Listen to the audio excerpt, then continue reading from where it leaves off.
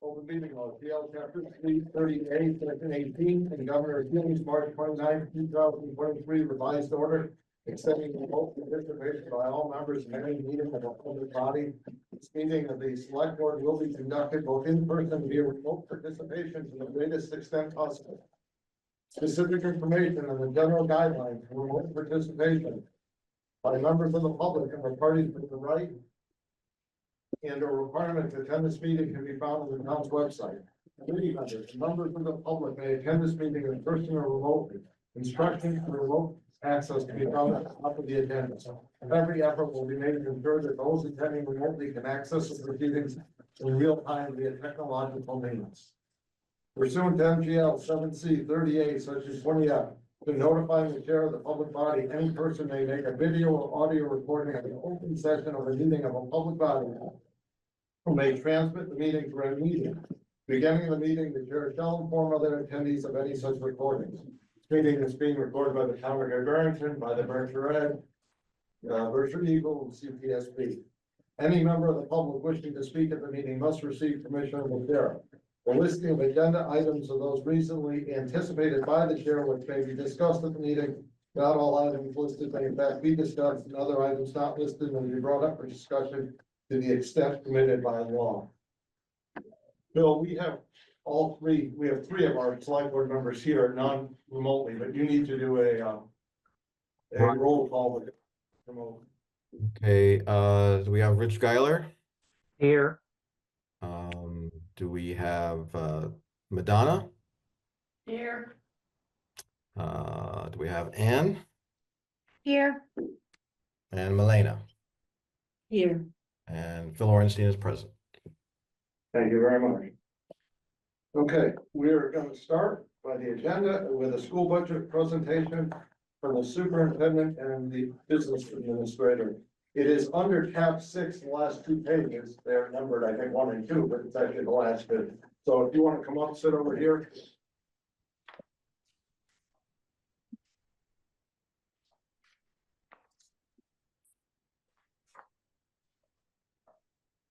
Thanks.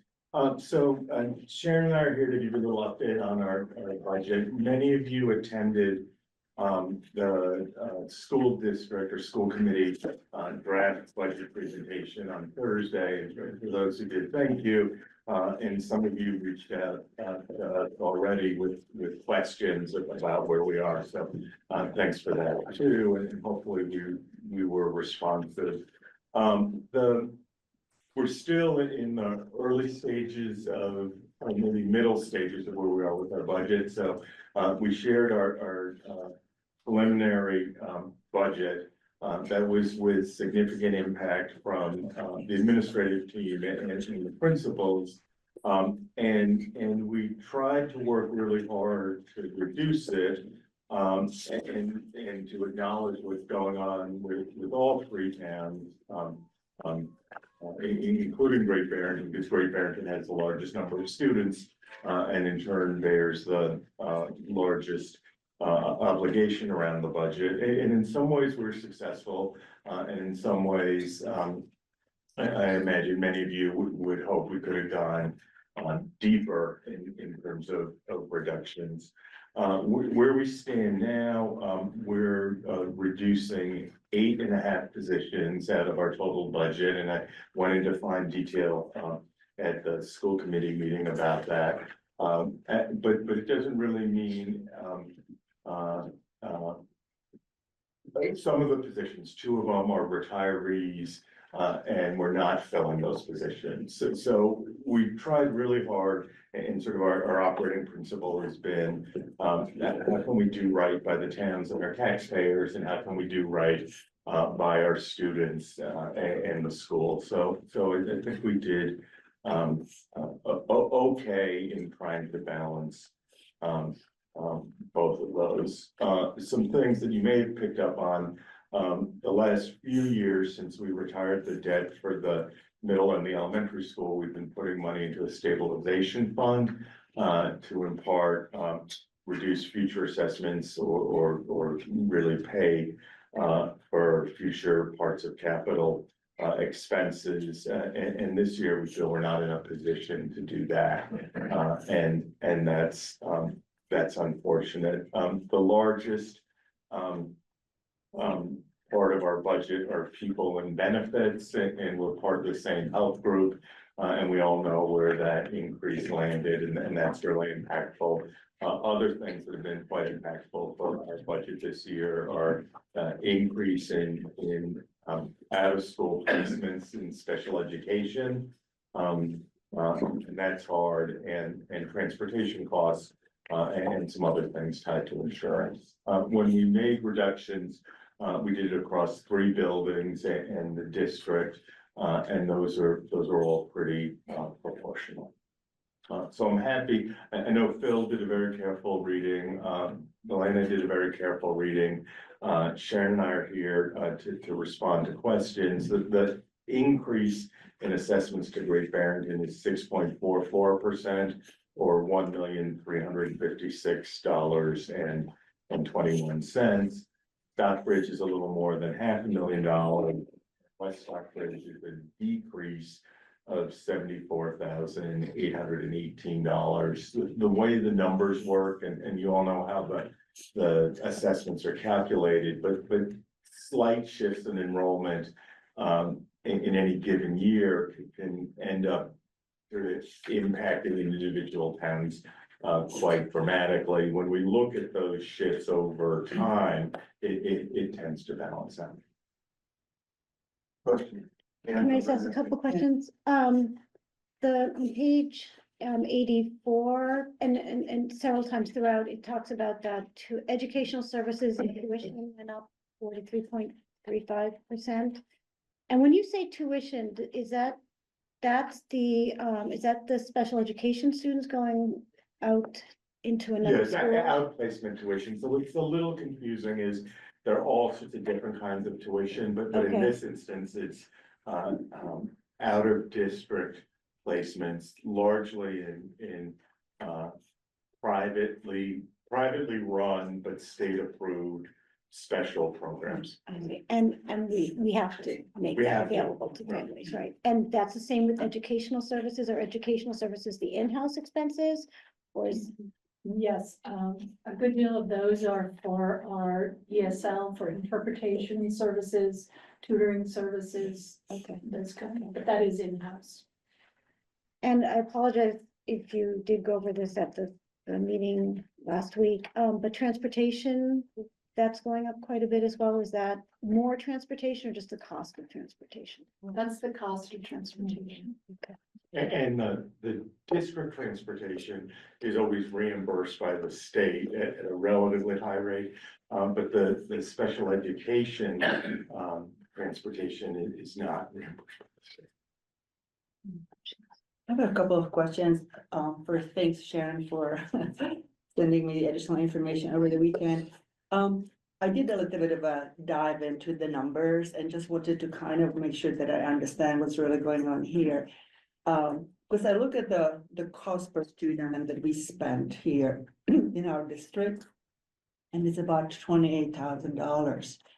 But we take in tuition, which is a fraction of it, from the other 3 towns, I understand, and also from towns where they don't have a high school. So we have those 2 categories, the tuition in and the choice in, right? Correct. So I actually calculated it 2 ways, based one on your numbers and the other one kind of bottom up, and I'm coming up with a total, basically, our school district is providing a subsidy between $7 to $8 million. Okay, and that's kind of a really, to me, that's really the big thing here. I think you guys try to do everything possible, not to keep the education level and the quality of it, and I know it's not easy always, and you're trying to, find some savings, but the bottom line is we are carrying this huge number, and that will continue going forward. So I have a couple of questions around that, if I may. One of them is, the tuition we received from those three towns be negotiated, so that was basically between us and those three towns, correct? I don't really understand why we are paying or getting, I should say, from them a tuition which is basically half of what it cost us, and wanted to understand why did we agree to that? And then I wanted to also know for the bigger one, which is the choice in, which is at the state level, I would like to know what kind of effort we have made, or I would imagine, I understand Massachusetts has about 1/3 of districts dealing with similar kind of issue because they are rural districts. What has been done on that? Because if we cannot fix those two things, I think with everything that you guys try to do and with your hard work and everything, we will be in a real difficult situation here. Yeah, so let me both try to clarify Mhm. and push back a little bit in Sure, some yeah, ways. yeah, yeah. So the tuition thing, so we have agreements with really two school districts, with Richmond and with Farmington River, Right, which is yeah. Otis and Sandusfield. And we sent you the You the guys provided agreement. those numbers to me. Right, Yes, I'm working and- with those numbers. yeah. And the Richmond kids come to us in 9th through 12th grade, and there's one rate. And the Otis and Sandusfield kids come to us in 7th grade, and there's a rate for 7th and 8th grade. Mhm. And then there's a slightly higher rate for high school. Right, Those agreements, when I got here 16 years ago, there were existing contracts, and I didn't pull those over the weekend, but we could. And we've made significant progress on the rates, but we've got quite a ways to go, right? So when I got here 16 years ago, and now in both of the agreements, the amounts are like $10,000, yeah, $11,000. exactly, yeah. When I think I got here, they were around $6,000. So each of those years, they've gone up quite significantly, but what you're getting at is the gap between what we're paying Right. and what we're charging the towns Right. is significant. I think in negotiating those agreements, the tension or fear was if we went from where we were to the full amount too quickly, then sending towns would walk away. And it's better to get something than nothing from the sending towns. That being said, I think that there's pressure on us for the next time we negotiate the agreements, to continue to push for them to increase. But I mean, I have to say this, Peter, that when you say it's every time we get that student in, it costs Great Barrington and Stockbridge and West Stockbridge taxpayers about $10,000 per student. So I No, don't really, this is where I wanted to push back a Yeah, little bit. yeah. So the cost per student is significant, but in almost all cases, we're running classes that warrant, like, and we're really deliberate about this, but if we have a class of 12 students, one section of a class of 12 students, we need a teacher. If we pick up 4 or 6 more students from either choice or tuition, those are the metaphor I often use, and I know it makes some people crazy, but empty seats on an airplane. If we fill that and get, whether it's $5,000, I'll get to choice in a sec, or $11,000 for tuition, it's better to generate that revenue than to leave the seats empty. Where we get into trouble is if we in a particular grade want to have a class size of 20 and we accept 3 more students and it pushes us over our guideline and it forces us to hire another teacher and then run a class of 12 and a class of 11, then we're really losing money.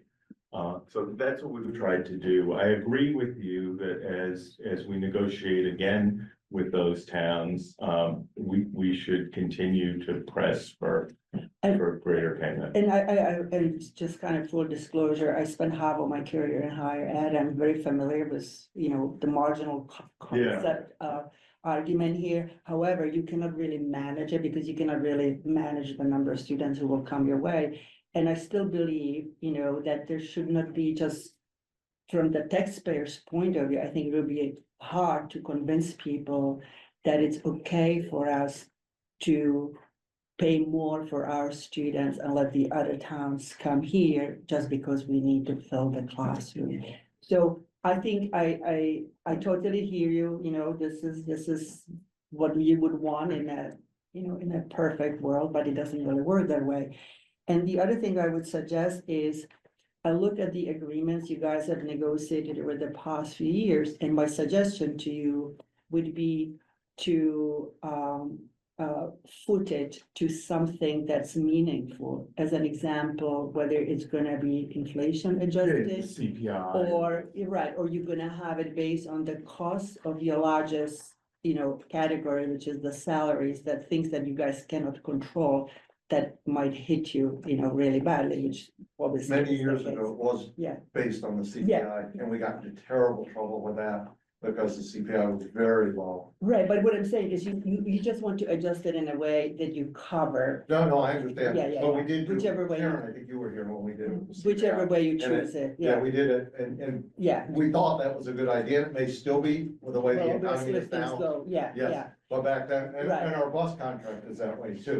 yeah, It's tied to the CPI. Yeah. The other thing is to realize, and I'm not disagreeing with anything you say, if we don't provide transportation to these students. no, I know, I didn't account for that, I totally get it, that you have that additional cost that was not accounted, but even so, it just, the number, it just hit me frankly to Yeah, see no, that it's- it's so significant.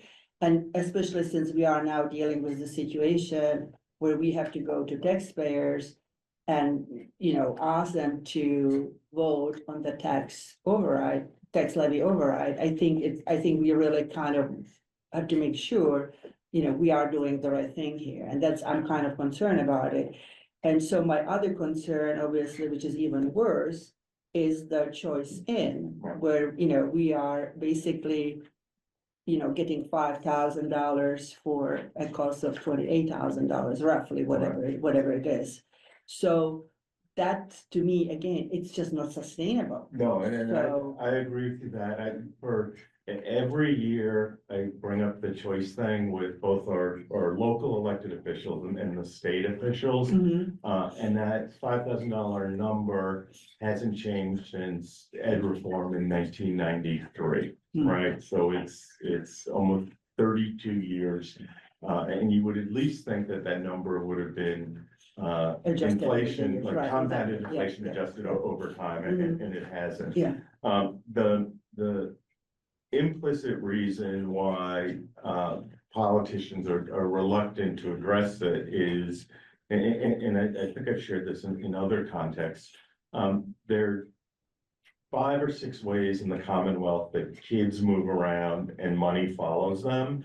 And all the formulas for how money follows them are tied to a particular place and time. So the lowest one is the school choice, which is the 5,000. It could be supplemented a little bit, Right, like right, yeah. if we get a student from Lee with special needs, then we get the 5,000 plus Well, something, yeah.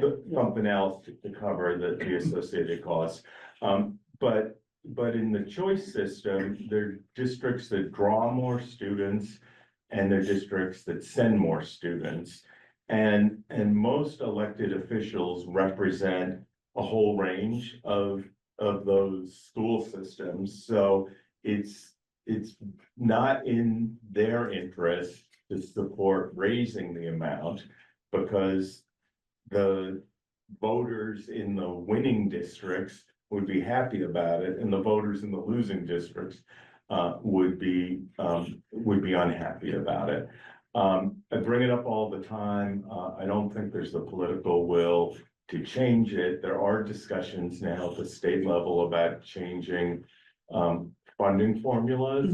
So what, like the budget we presented is quite similar to 30 other budgets across the state, Amherst, right. Belchertown, Right. South Hadley, Hoosick Valley, which is Adams, Cheshire in Berkshire County, Mount Greylock had an article today about, like, this is happening Same everywhere. issue, exactly, yeah. I'd really like to see the choice thing change, and there are other ways, like, if a kid goes to a charter school, the charter school doesn't get $5,000, They the get charter school substantial, gets yeah. many multiples of that. Right, If a kid goes to a vocational school, the vocational school receives from the town almost the full cost of tuition, right? And you know that, right. because you pay for a couple of kids to go to Taconic. If a kid goes to a virtual school, which ironically is less expensive than almost any other kind of school, the amount that moves with the kid is somewhere in between a charter school and a vocational school. Right, It's clear as day to me that the $5,000 number for choice is inadequate. Even if it was $20,000, it would still be less look than at what the cost is, yeah. than what the cost is, but an extra $15,000 a kid would go really far toward addressing our budget issues. So my question to you then would be, so we know that the state doesn't have the appetite for it, or at this moment, or we are not getting any more add to the little school district. So what is your plan? Because really what we are saying is we are just kind of, this will continue to grow, and we will be coming to the same well as before, which is frankly not growing either. No, I know. So what is Yeah, the I mean, plan here? there are a couple of things that, some of this stuff connected to school choice is very nuanced. Mhm. Once we accept a school choice student, they're ours until they graduate, Graduate, move right, out of the yeah. state, or terribly pass Mhm. away or something, right? There was, Steve, was about 12 years ago? It was one of the high school vote failed. Yeah, so 12 years ago, we wrestled with this, and for a year, we stopped accepting new choice students. Mhm. And it was like a living experiment about what happens when you did it, and it backfired terribly. We I think lost several $100,000. Why was that? Why did we lose the money? Because we didn't take those kids, and then I think just doing it for 1 year had repercussions because. You were not able to change your, I guess, cost structure at that time, right? Right, Yeah, right. yeah. So that's it's kind like, of, I mean, it's a classic example of the marginal cost argument, Right. right? We didn't take the kids, we had unfilled seats, we weren't able to reduce our workforce proportionate right. to it. We did it for 1 year, and then the next year It was close to 250,000 we had to make up at the time. Right, because you didn't shrink, but. Well, because there was nothing to shrink, because what we would have to do in order to do that, and you're not wrong, we would have to shrink the whole district, in other words, programming. Totally, I mean, Yeah, of course, but- and otherwise it Yeah, would not work, but, yeah. but yeah. that's more than a 1 year fix. No, I understand that, I yeah, understand that, yeah. yeah, but what I'm saying is, it's just, I really don't see how this can continue, frankly, I really, I. Yeah, I mean, I don't think that the likely change that happens, and in many states, and I was involved in one in New York, and interestingly, they're visiting again, that there are all these, like, in New York, it was led by the Campaign for Fiscal Equity, but the general notion is, in almost every state, students have a constitutional right to an education, and the current funding formulas aren't meeting that need. And as particularly insurance costs go through the roof, but all sorts of other costs, and schools are continually asked to do more, and the funding formulas have to It's change, not, right? it's not working, yeah. So there'll be like an adequacy lawsuit. The state already has a commission to try to address it, and they sort of did. There's a thing called the Student Opportunity Act, and they directed significantly more resources to some of the neediest communities. So if you've been reading the papers, Yes, yeah. you saw that Pittsfield got an extra $4 million. we're at a point where the state's gonna have to do that for all districts. Mhm, Um, mhm. So that I think is a part of the long-term fix. The other might be um. Sharpening our pencils a little bit around school choice, but I think we've done it really well and not hired the extra position. What you're potentially suggesting is going even deeper and intentionally in grades where we have some number of choice students and 4 sections.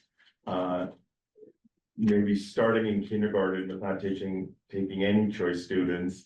And having 3 sections instead of 4, and then the next year in first grade, having 3 sections instead of 4. I mean, you guys would have to plan it. I'm not the right person to tell you what to do about it. I mean, or what I can say is that the way the numbers are playing out here, it's just not equitable. No, and it's a structural And problem. it's really becoming an issue, definitely, for, for people who pay the taxes, because this is the bug where our taxes are going, and we just have to address it one way or the other.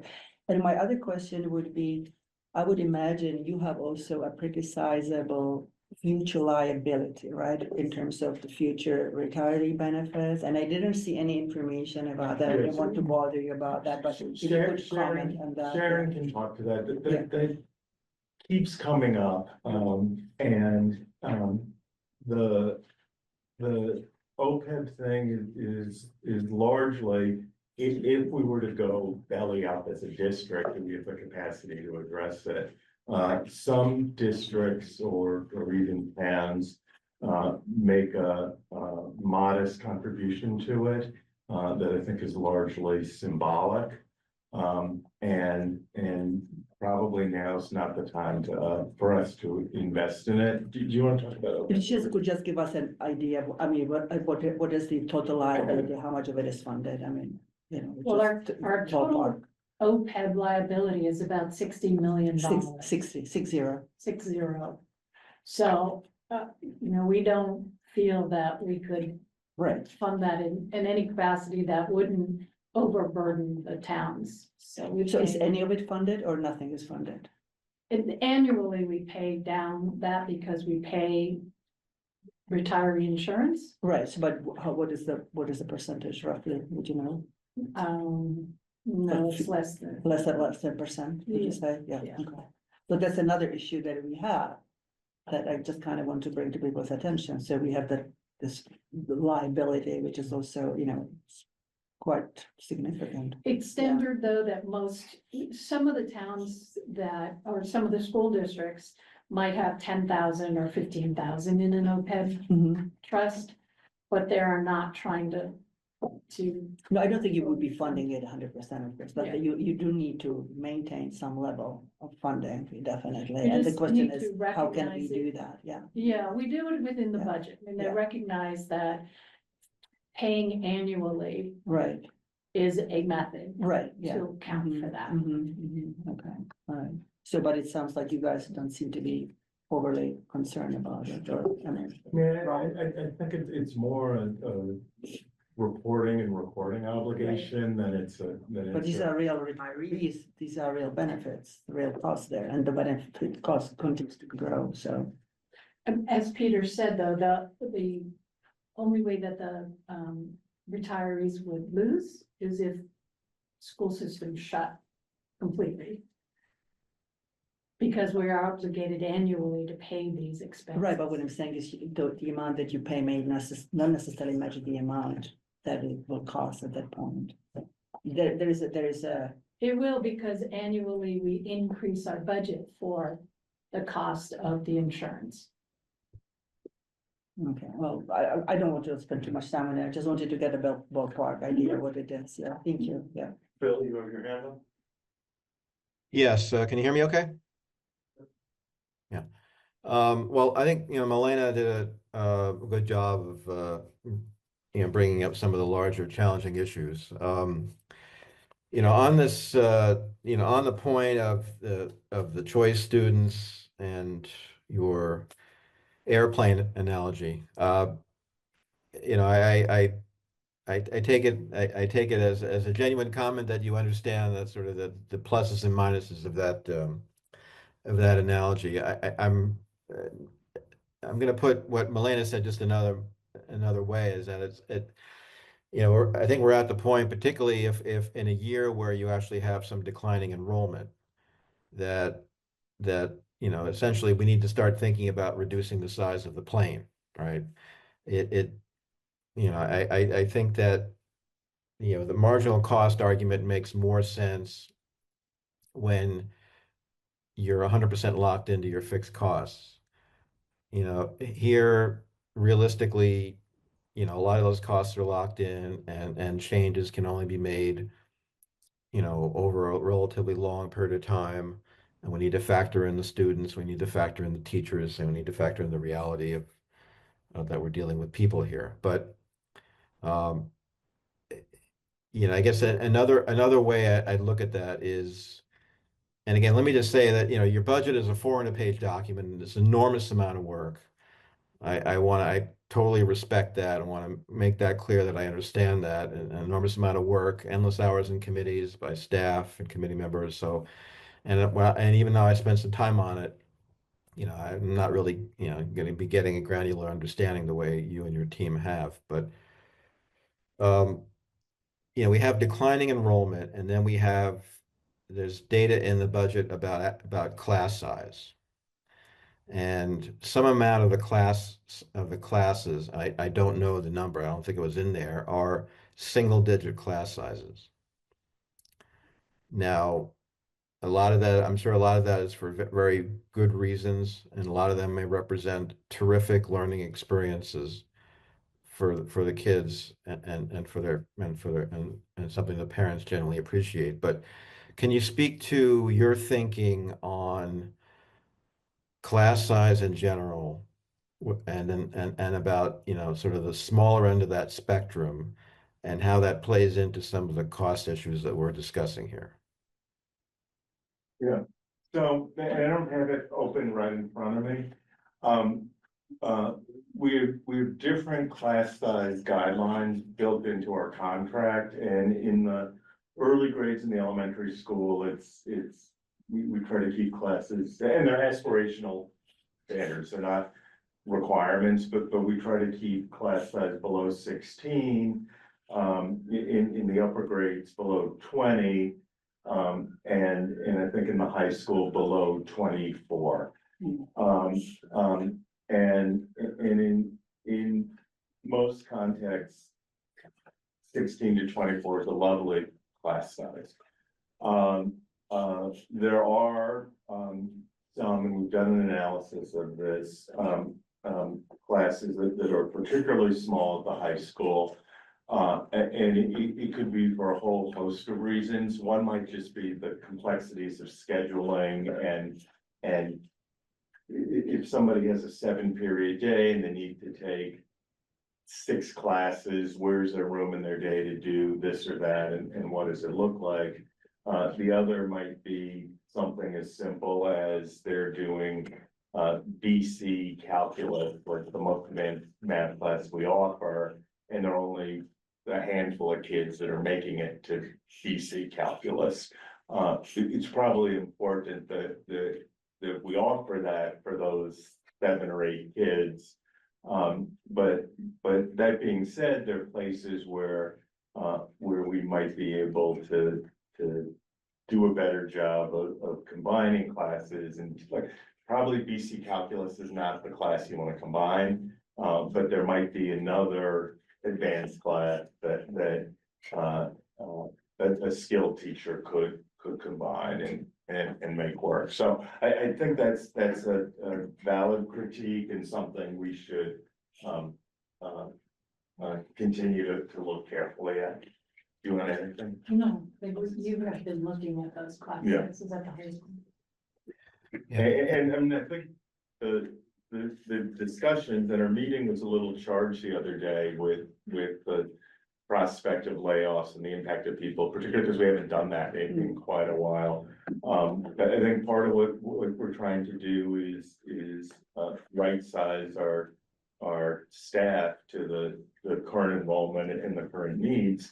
What's a little confusing is as our enrollment has dropped some of the needs of students have increased, right? So the English language learners or multi-language learners actually have a mandated number of periods that they're required to get based on their English proficiency. So there are fewer students, but there's a greater percentage of English language learners, so that warrants some additional staffing.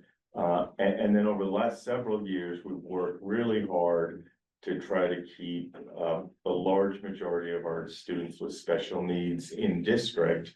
But in doing so, we've created some specialized programs that the staffing ratios are relatively low. There are a lot of teachers for not so many kids.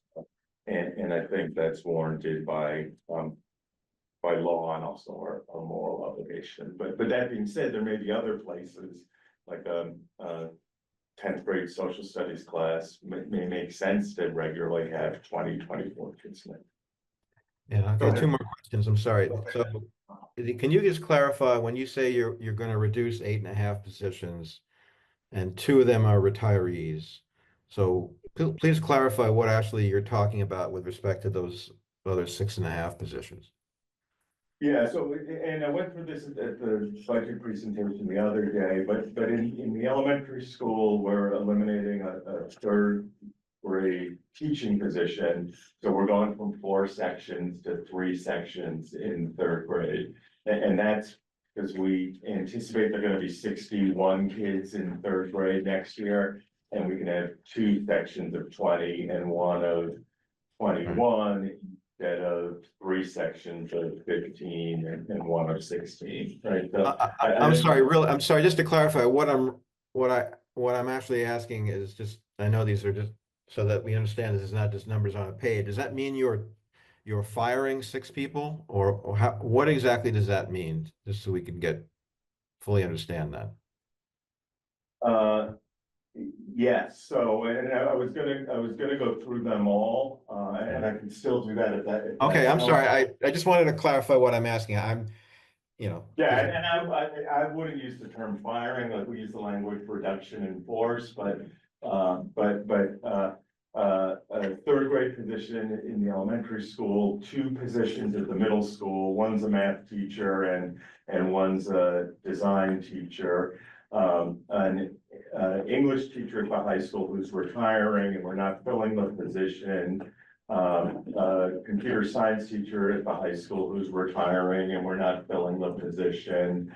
An educational team lead, which is at the high school, and we're not filling the, we're just eliminating the position. A halftime world language teacher at the high school, and the positions entirely going away. And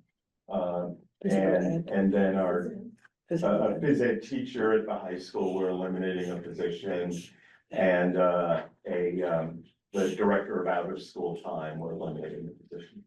So when possible, you're trying to do this by not replacing someone who is left for other reasons other than the reduction in force. Is that correct? Yes, yeah. I mean, it's sort of like the attrition opportunity is the simplest, but if we have to eliminate a position, we're doing that unfortunately. Okay, and I'm just trying to get at I'm just trying to break that down between the attrition or the attrition of someone retiring or not replacing someone who left for some other reason versus the more painful reduction in force. Yeah, so 6.5 painful reduction in force and 2 retirements. Okay. And Bill, what's a little confusing, everyone is what's called lumping, right? So if you think it's an English teacher at the high school is being, the position is being eliminated, it may not be that person who's being eliminated, so Peter can explain better than I can. Yeah, so Bumping rights are very confusing. yeah, no, I can barely explain it. So, when you do a reduction in force, you're supposed to reduce somebody without professional status. But somebody with professional status or tenure may be in, their position may be the position that's being eliminated, but they may also hold multiple licenses, so their bumping right is to retain a position within the district. And then the people within the district that are most vulnerable are relatively new without tenure or professional status. So in the, I don't know, in the case of one position being eliminated, that person holds multiple other licenses and they may end up bumping a junior elementary or middle school teacher. We're still losing a position, but the person whose position is being eliminated is taking somebody else's position, and then their position's being Okay, eliminated. all right, I understand. Okay, that's helpful. At least that's clarifying. It's an unpleasant topic. I understand that. Another unpleasant topic, another elephant in the room is the possibility of reductions in federal funding. So could you first clarify if we are, how we are exposed to that? My guesstimate is that the state money, that Chapter 70 and 71 money is really coming, some amount is coming from the federal government through the state to us. But so clarify sort of our exposure to changes in the federal funding and how that could affect us. Yeah, so the federal landscape is challenging and bizarre right now. And every day there's another executive order or complex memo redirecting us to make sense of where we're at. And Sharon can speak to this in a little more detail. The federal funds we get, that I hope are fairly secure, really fund three areas, special education, and I think that's pretty rooted in federal law and case law, and the likelihood of that funding being eliminated. The Department of Education Eliminated. may be eliminated, but that funding stream, I think is highly secure. So there's the special education funding, there's Title I funding, which supports students in poverty, and I think it's likely that money will continue. Though there is some talk of the administration trying to redirect those funds towards another kind of choice, like private school tuition choice. I think that'll get really litigated, and the likelihood of that happening anytime soon is small. And then the third bucket, in my mind, and Sharon may be able to clarify a little bit, is funding that comes through the state that's connected to our food and meals program. And my sense is, for a whole host of reasons, that's relatively secure. Did I miss anything? No. Okay. So at the moment, I'm nervous, but I'm also hopeful. And we're dependent on that aid. But I hope it lands well. We'll know more in the coming months. And sort of the same way I was talking about the choice thing. If they pulled the plug on it, I think they would have to give us significant notice, or phase it out, because not doing so would not just impact our community, but every community in the country. And some other communities are significantly more vulnerable than we are. Bill, do you have anything else? I'll go to Ann. No, thank you. Thank you. Ann, go right ahead. I'd like to go back to choice, is that, Yeah. okay, so I just wanted to, if you don't mind. I also was looking at the enrollments, and it does look like in the elementary school, you're right where you wanna be, near that sort of 10 to 16 or something, or 12 to 16.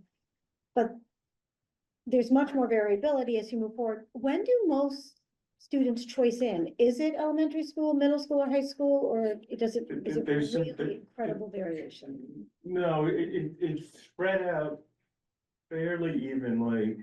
Early elementary school is a typical time, and ninth grade is another typical time. There's also a thing in the state choice law that siblings are given preference, which I think is actually quite important and valuable, right? Because you want to keep families together and in the same school. So often what happens is the first kid will start, and then all their siblings will come later, but it's spread out pretty evenly.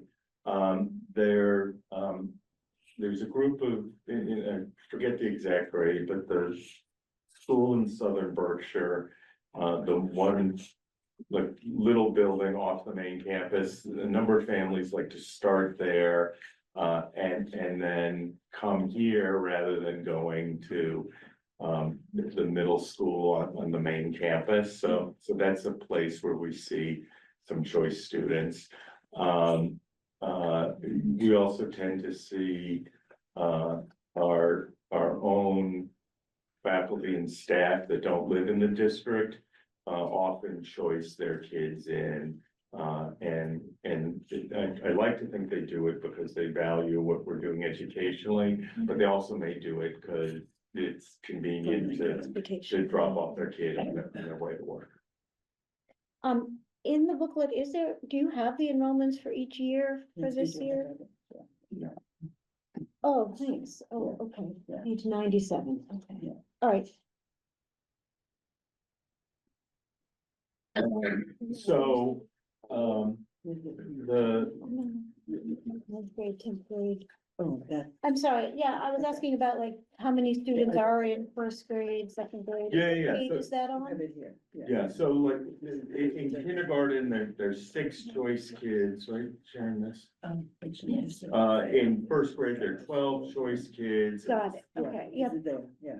On and on. I mean, looking at this list, 8th grade is unusual because it's the highest number. That's 29 choice kids. I mean, except for the senior class in or I'm sorry, this is last year's. No. This year's senior class is 44. And you have anything else? No. Eric? Sorry, I have one more question for you, Steve. Bill, Eric's gonna go next. Oh, sorry. Thank you, Peter, and thanks Melina and Phil for asking all those questions that, good information. I was at the budget meeting last week and it was very clear that you made some tough decisions with the reduction of staff. And then here with our town, a lot of tough budget decisions, that each department head has had to make. And then we asked them to go back again and cut more. So with that being said, I guess I would ask, even after all those things, is there any sort of budget items that you could hold off on for one more year, new curriculum or anything like that, that you would feel that maybe one more year, you can wait just to get that percentage down more, for all the towns that are struggling to make ends meet, and also to try to avoid this override situation that we're looking at. Yeah, Yes, and we're still having conversations and looking at it. The headache is 80%, something like that, of our budget is tied up in people and benefits. So, at some meeting I was talking about that there are not enough paper clips in the world for me to reduce to help you avoid the tax levy thing.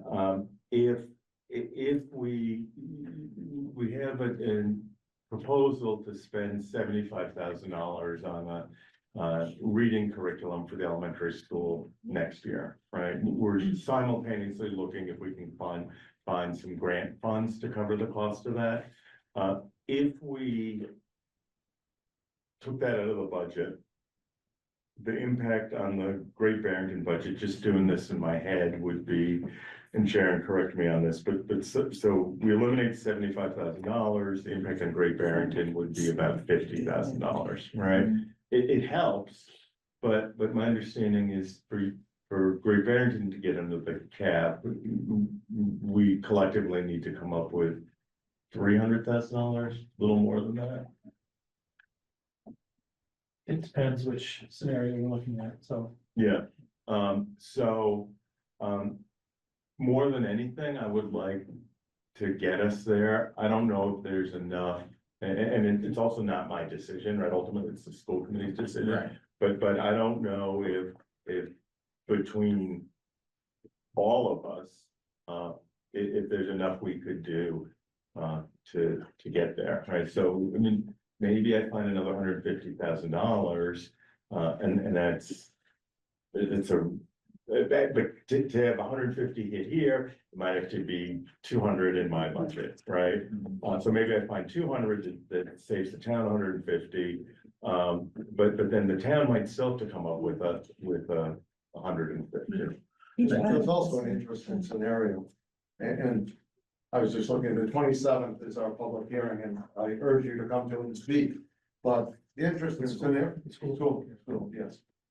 The interesting scenario is, and I'm all for trying to get below the levy limit, is there's three factions. There's the voters, there's staff, and there's parents. Right. And two of those factions may not agree if we continue to cut, Yeah. and that could affect us at the town meetings also. So there's an interesting dynamic, is how far can we cut without losing some votes? Right. And I don't know the answer, I don't have the answer. I have a No, question. let Eric finish. Oh, and then sorry, Bill will sorry, give you- okay. I understand, and just for everybody's knowledge, I will not be here for the 27th, so I just wanted to make those comments now. Right. We're bringing all our department heads in, and we're in the makings of crossing $1,000 off here and 500 there, so I understand what you're saying and the overall impact, but any nickel helps at this point. Then just following up on some of Elena's questions, and like with the transportation portion of the budget, what are those are all negotiated and put out to bid, or how does that work for you? And if they are negotiated, put out to bid, what is the cycle on that? We go out to bid for our regular education and in-district special ed transportation. Mhm. That's a 5-year cycle. Okay. And the out of district, because of the distance and there's not enough drivers in either company that is in the Berkshires, we have to contract with other providers, and that's not out to bid because some will go to Springfield and some will go to Hadley, but they won't go to, so we have to Narrows the choice. narrows the choices. And we do try, when we have out of district students, we do talk with other districts to try to do joint transportation. Doesn't always work because they're not always going to the same place, or because of the needs of the students, certain students can't be on the same transportation. But we do everything we can to try to share costs in those cases. Then similar question as far as the Farmington School District and the Richmond and those prices for enrollment that we were discussing earlier, what's the cycle of those negotiations and when's the next time so we're negotiating those? Yeah, but one ends in 26 and the other ends in 28. Yeah.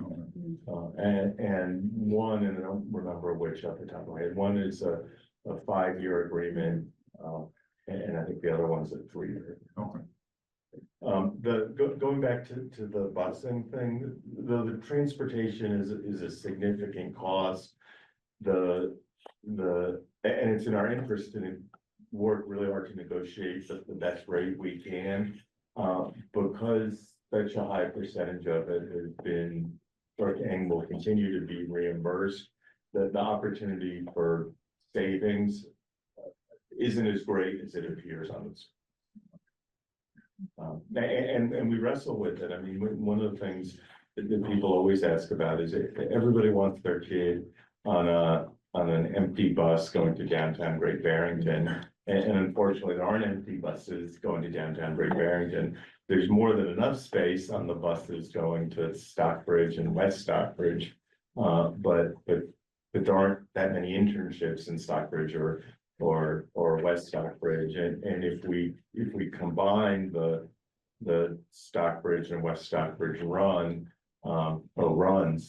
kids would be on buses to maybe upwards of an hour, and that may not be acceptable to us or to the kids or the families. Bill, go ahead. Sorry. Okay, I have one question. Oh, sorry, yeah, okay. Yeah, all right. yeah, so let's come back to the benefits topic. Can you know, that's a big number. So can you talk about your process or the school committee's process to review our service providers and review, all the detailed nuances of those coverage plans and how coverage rates change and evolve over time? I mean, we've all deal with these issues in our personal lives about what is covered and what is not, and it's a very painful topic. So, but it is there, who on the school side is assessing whether or not we should continue to work with the health benefits providers that you currently have? So Sharon represents the district on the Berkshire Health Group, which is the same body that the town uses for their insurance.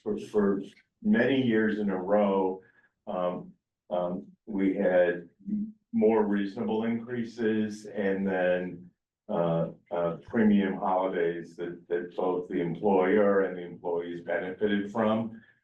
This year, largely because of rising prescription costs, there's no premium holiday and the increase is big. We did, and I'll have Sharon talk to this, we did an analysis of comparable plans, Maya and GIC, and it's our belief that we're in the ballpark. This year's been worse than it has been in other years, but if you looked at it over 10, 15 years, it's 5%, which is comparable to market increases, and in many cases better than market increases. Do you want to add anything? Yes, so as Peter said, across the state, everyone is seeing double digit increases. Maya is the insurance company. It's an interlocal insurance agency, the Massachusetts Interlocal Insurance Agency, that provides general liability, employment liability, as well as insurance. They're seeing average increases of, well, not average increases, 9.9% to over 20%, with an average increase of 14.8%. Blue Cross Blue Shield across their book of business is seeing double digits somewhere in around 16%. I did get information that there is only one joint purchasing group that's not double digit this year.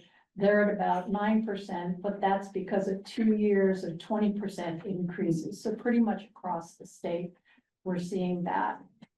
The Berkshire Health Group has looked at Maya, that perhaps you keeping the Berkshire Health Group, but bringing Maya in instead. And the cost was not comparable to the Berkshire Health Group. And actually, I'm working with another unit that is looking to come from Maya into the Berkshire Health Group because the increases have been fewer and that the cost is less expensive. There is another plan that I don't know if Great Barrington offers it, which is the HSA plan, which is a higher deductible plan. It's 2,000, 4,000. Not everyone in the Berkshire Health Group is offering it, but that is one way Berkshire Hills does offer it. We don't mandate it, but we do offer it, and we have about 4 people on that plan right now. So we consistently look at other opportunities. These past 2 years have been unusual in that we've had high cost claims at Berkshire Health Group that have not met the reinsurance level. So the health group has absorbed those costs. Typically, in a typical year, most of those costs do go on to the reinsurance so that the health group is not covering all of that cost. It's just the last 2 years have been an anomaly, and then the increase in the drug costs. Across the state with Blue Cross Blue Shield, they've seen over 17%. Because of the plans that we work with, the Berkshire Health Group has seen about 7% increase in the prescription. So to answer your question, yes, we continually look at other options. And we still feel that the Berkshire Health Group provides the best coverage. Not the best coverage as in Cadillac kind of plans, but coverage that all of the employees can access at the best price right now. You have another question, Phil? Yeah, just my last point is following up on Eric's points. I certainly share his hope that we could find some additional savings, but my concern is we're going to have the same conversation next year and it's going to be worse. I don't see any of these trends improving, unfortunately, and that's certainly the federal overhang. And I take your point, Peter, but you're just more optimistic than I am on that point. So wherever we end up on the budget this year, I think that we need to start on next year, like right when the ink is dry. Because I think that we're at a point where,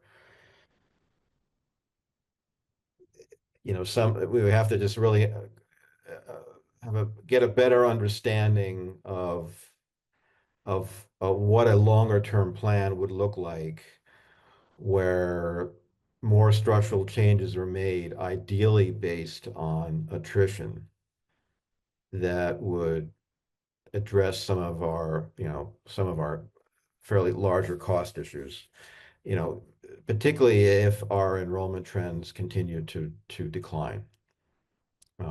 So again, let me just say it again, that I think we need to start penciling out a longer term plan and focusing on savings that are possible through natural attrition, and to see if we can get a little more optimistic outlook on the horizon. And I think that work would probably have to begin again right when this process is completed. Yeah, Phil, I agree with you, and we've actually started some of that work already, and have been talking to people about potential retirements, and in exploring it this year, some people committed to us that they're going to retire next year. So it's, that's nice to know that, this early. Thanks, Phil. Yeah, I have a kind of a, it's a segue to what Phil was saying. I really, and I want to make one point clear here. You guys did a great job, and I see the detail information is provided and you are looking at everything, but back to what you, Peter, said earlier, this is the cost that's there and they're just kind of hanging over you and it's very difficult to manage it. I also believe myself coming from higher ed is, we should really be looking at some of the restructuring on the administration, frankly, as opposed to teachers. That's how I believe in education. And one suggestion I have, and I would be very interested in hearing what you think is, you see sometimes schools kind of combine so that you can have, let's say, elementary, and I have seen it in many places and it works quite well, elementary and middle school under the same leadership team. With some obviously efficiencies that go with that. And has it been discussed? Has it been considered? Is it something that you think might be worthwhile exploring? Because really the idea here is to continue, providing quality education, but do it in a more efficient way. And the only way you can do that is by rethinking how the district operates. Yeah, no, I hear that. I mean, I think there's a misperception that we're administratively bloated. And I'd be happy to compare our district to any other district and literally count off the positions. We're extraordinarily lean. And you could, like, say you wanted to combine the elementary and the middle school, they're separate buildings, right? And they're You're on the across, same campus though. no, they are on the same campus, Yeah. but they're across the street from each Yeah. other. The folks, the principal and assistant principal in each building are working their tails off. And I don't know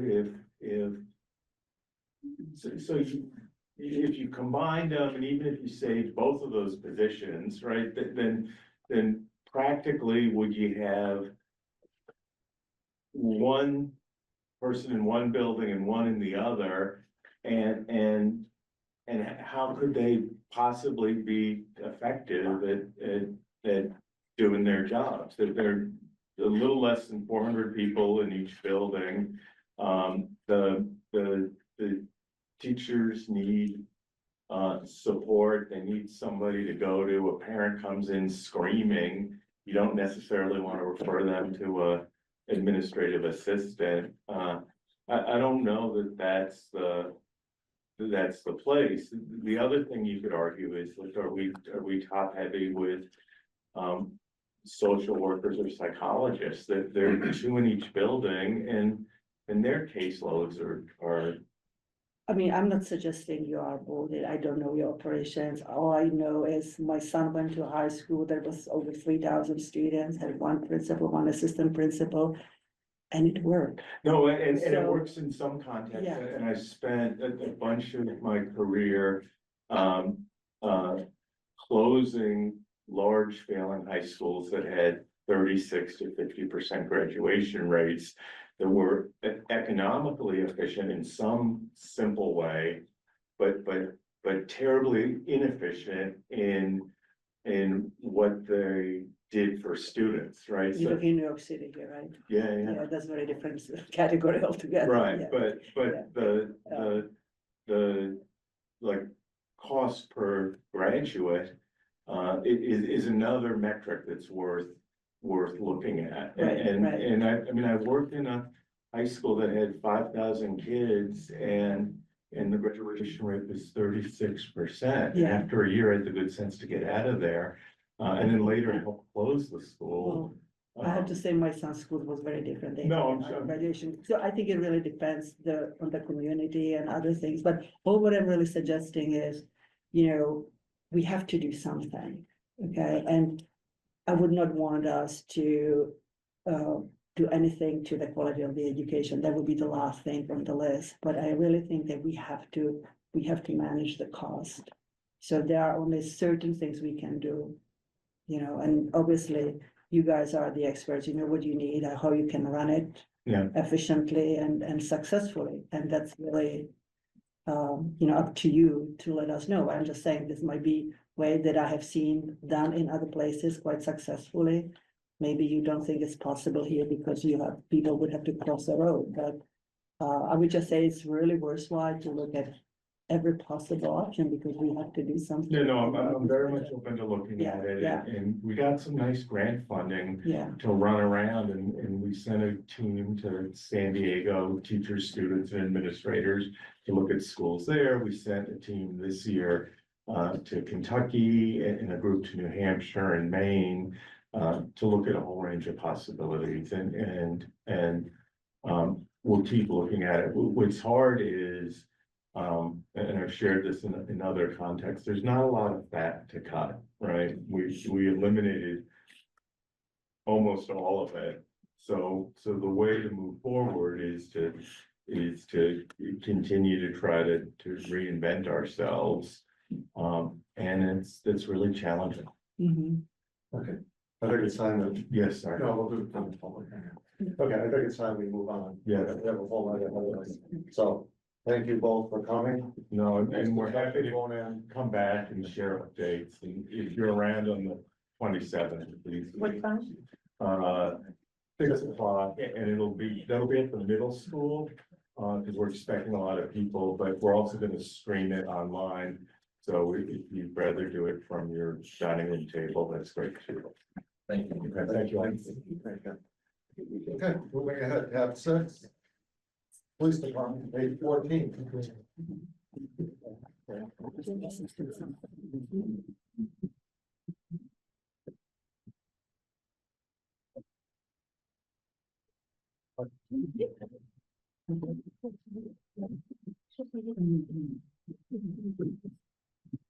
Everyone. Could take a little time at an opening, but, since we move right along, keep things going, and it's gonna be a busy night. But let me say a couple little things. Just over 4 years ago, I took over at a challenging time in my chosen profession of law enforcement. We worked really hard over the last 4 years to identify some issues that, in our profession, to really trying to professionalize the department in a transparent way. I know this is a challenging time for budget season, but I really hope that you support us and see the goals that we have made and continue to want to make. So with that, we'll just jump right into the questions. Maybe I'm reading this wrong, I'll start. Under sergeants, we reduced it from 3 to 2 because we now have captain, but it didn't go down an amount that would be equal to one sergeant's pay. If I'm reading it correctly. So the deputy chief was renamed it captain. We've always had that position for as long as I can remember. We just didn't fill it for the last, I'll say probably at least 15 years. One thing that I was challenged with about not quite a year ago was to come up with a 5-year kind of vision for the department, how the community was changing, what I saw was going to help advance the department. And one of those steps that I had identified in that plan, working with the town manager at the time, was to create that position, which gives the sergeants additional supervision in my absence, in the absence of the chief of police. It came to fruition and the importance of it this year, when I went on vacation. I was boarding the plane and I got a telephone call sitting there ready to take off, and we had a forest fire. Captain Carlotto, I had put in charge of the incident or of the department at that time, and he handled it flawlessly. So that just goes to show the importance of having that role in the absence of the chief of police that can work alongside them, and we were able to continue operation without any hesitation and reduction in or confusion in services. He did a fabulous job. So when I created that plan to fill that position. I saw the importance of it. We moved forward to fill it. Adam was a sergeant at the time. A few sergeants, put in for a few officers, including a sergeant, put in for the position, the promotional position. We chose, Adam Carlotto to fill that position, which created vacancy within the sergeant's line. I have a plan to fill that his vacancy on a delayed schedule. So that would be delayed at least at the earliest this fall. I would say September, October, possibly further depending how the budget plays out.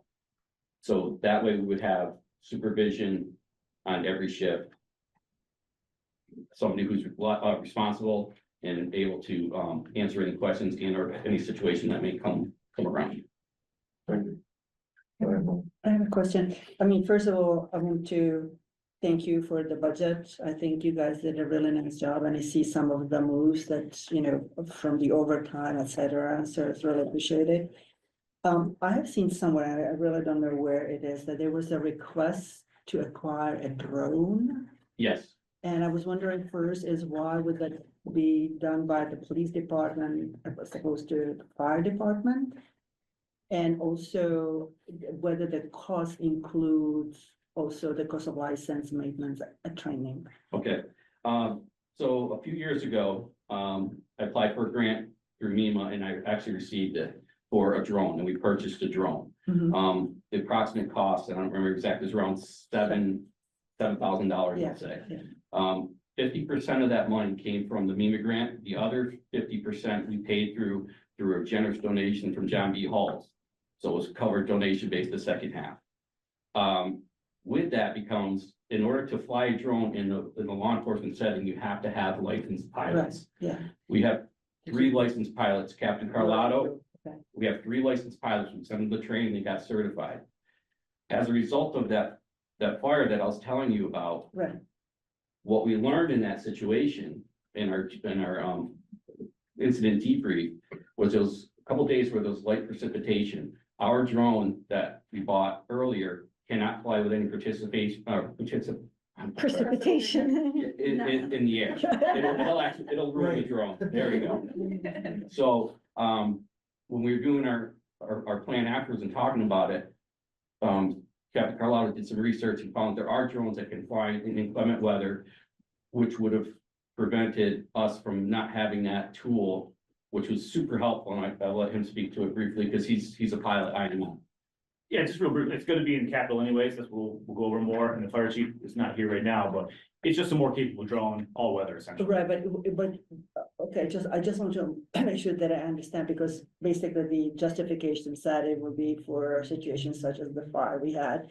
So why would that be coming to you? Because you have the trained pilots, or what is the rationale? There's other uses for it too. Search and rescue.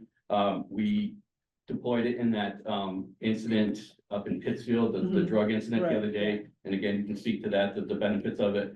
So there's other applications that fall into. You would have, okay. And Law then, enforcement. and what would happen with that other drone you have? So you Oh, would, it's still a great piece of equipment. so you would have 2 drones, Correct. basically, what you're Yes. talking, okay. One that One wouldn't over be there. handicapped and flying in inclement weather. Okay. The other one that we Okay. would use. And then my other question was, and again, I don't really recall where I saw that, it was you guys were requesting another electric bike, Yes. right? And the rationale, as I recall, was that it would be to help going onto the trails. Now, I hike these trails. There's no way you can get on an electric bike on many of those trails. So, and I know we approved an electric bike last year, right? No. No. Oh, we did not? No, it was a cut.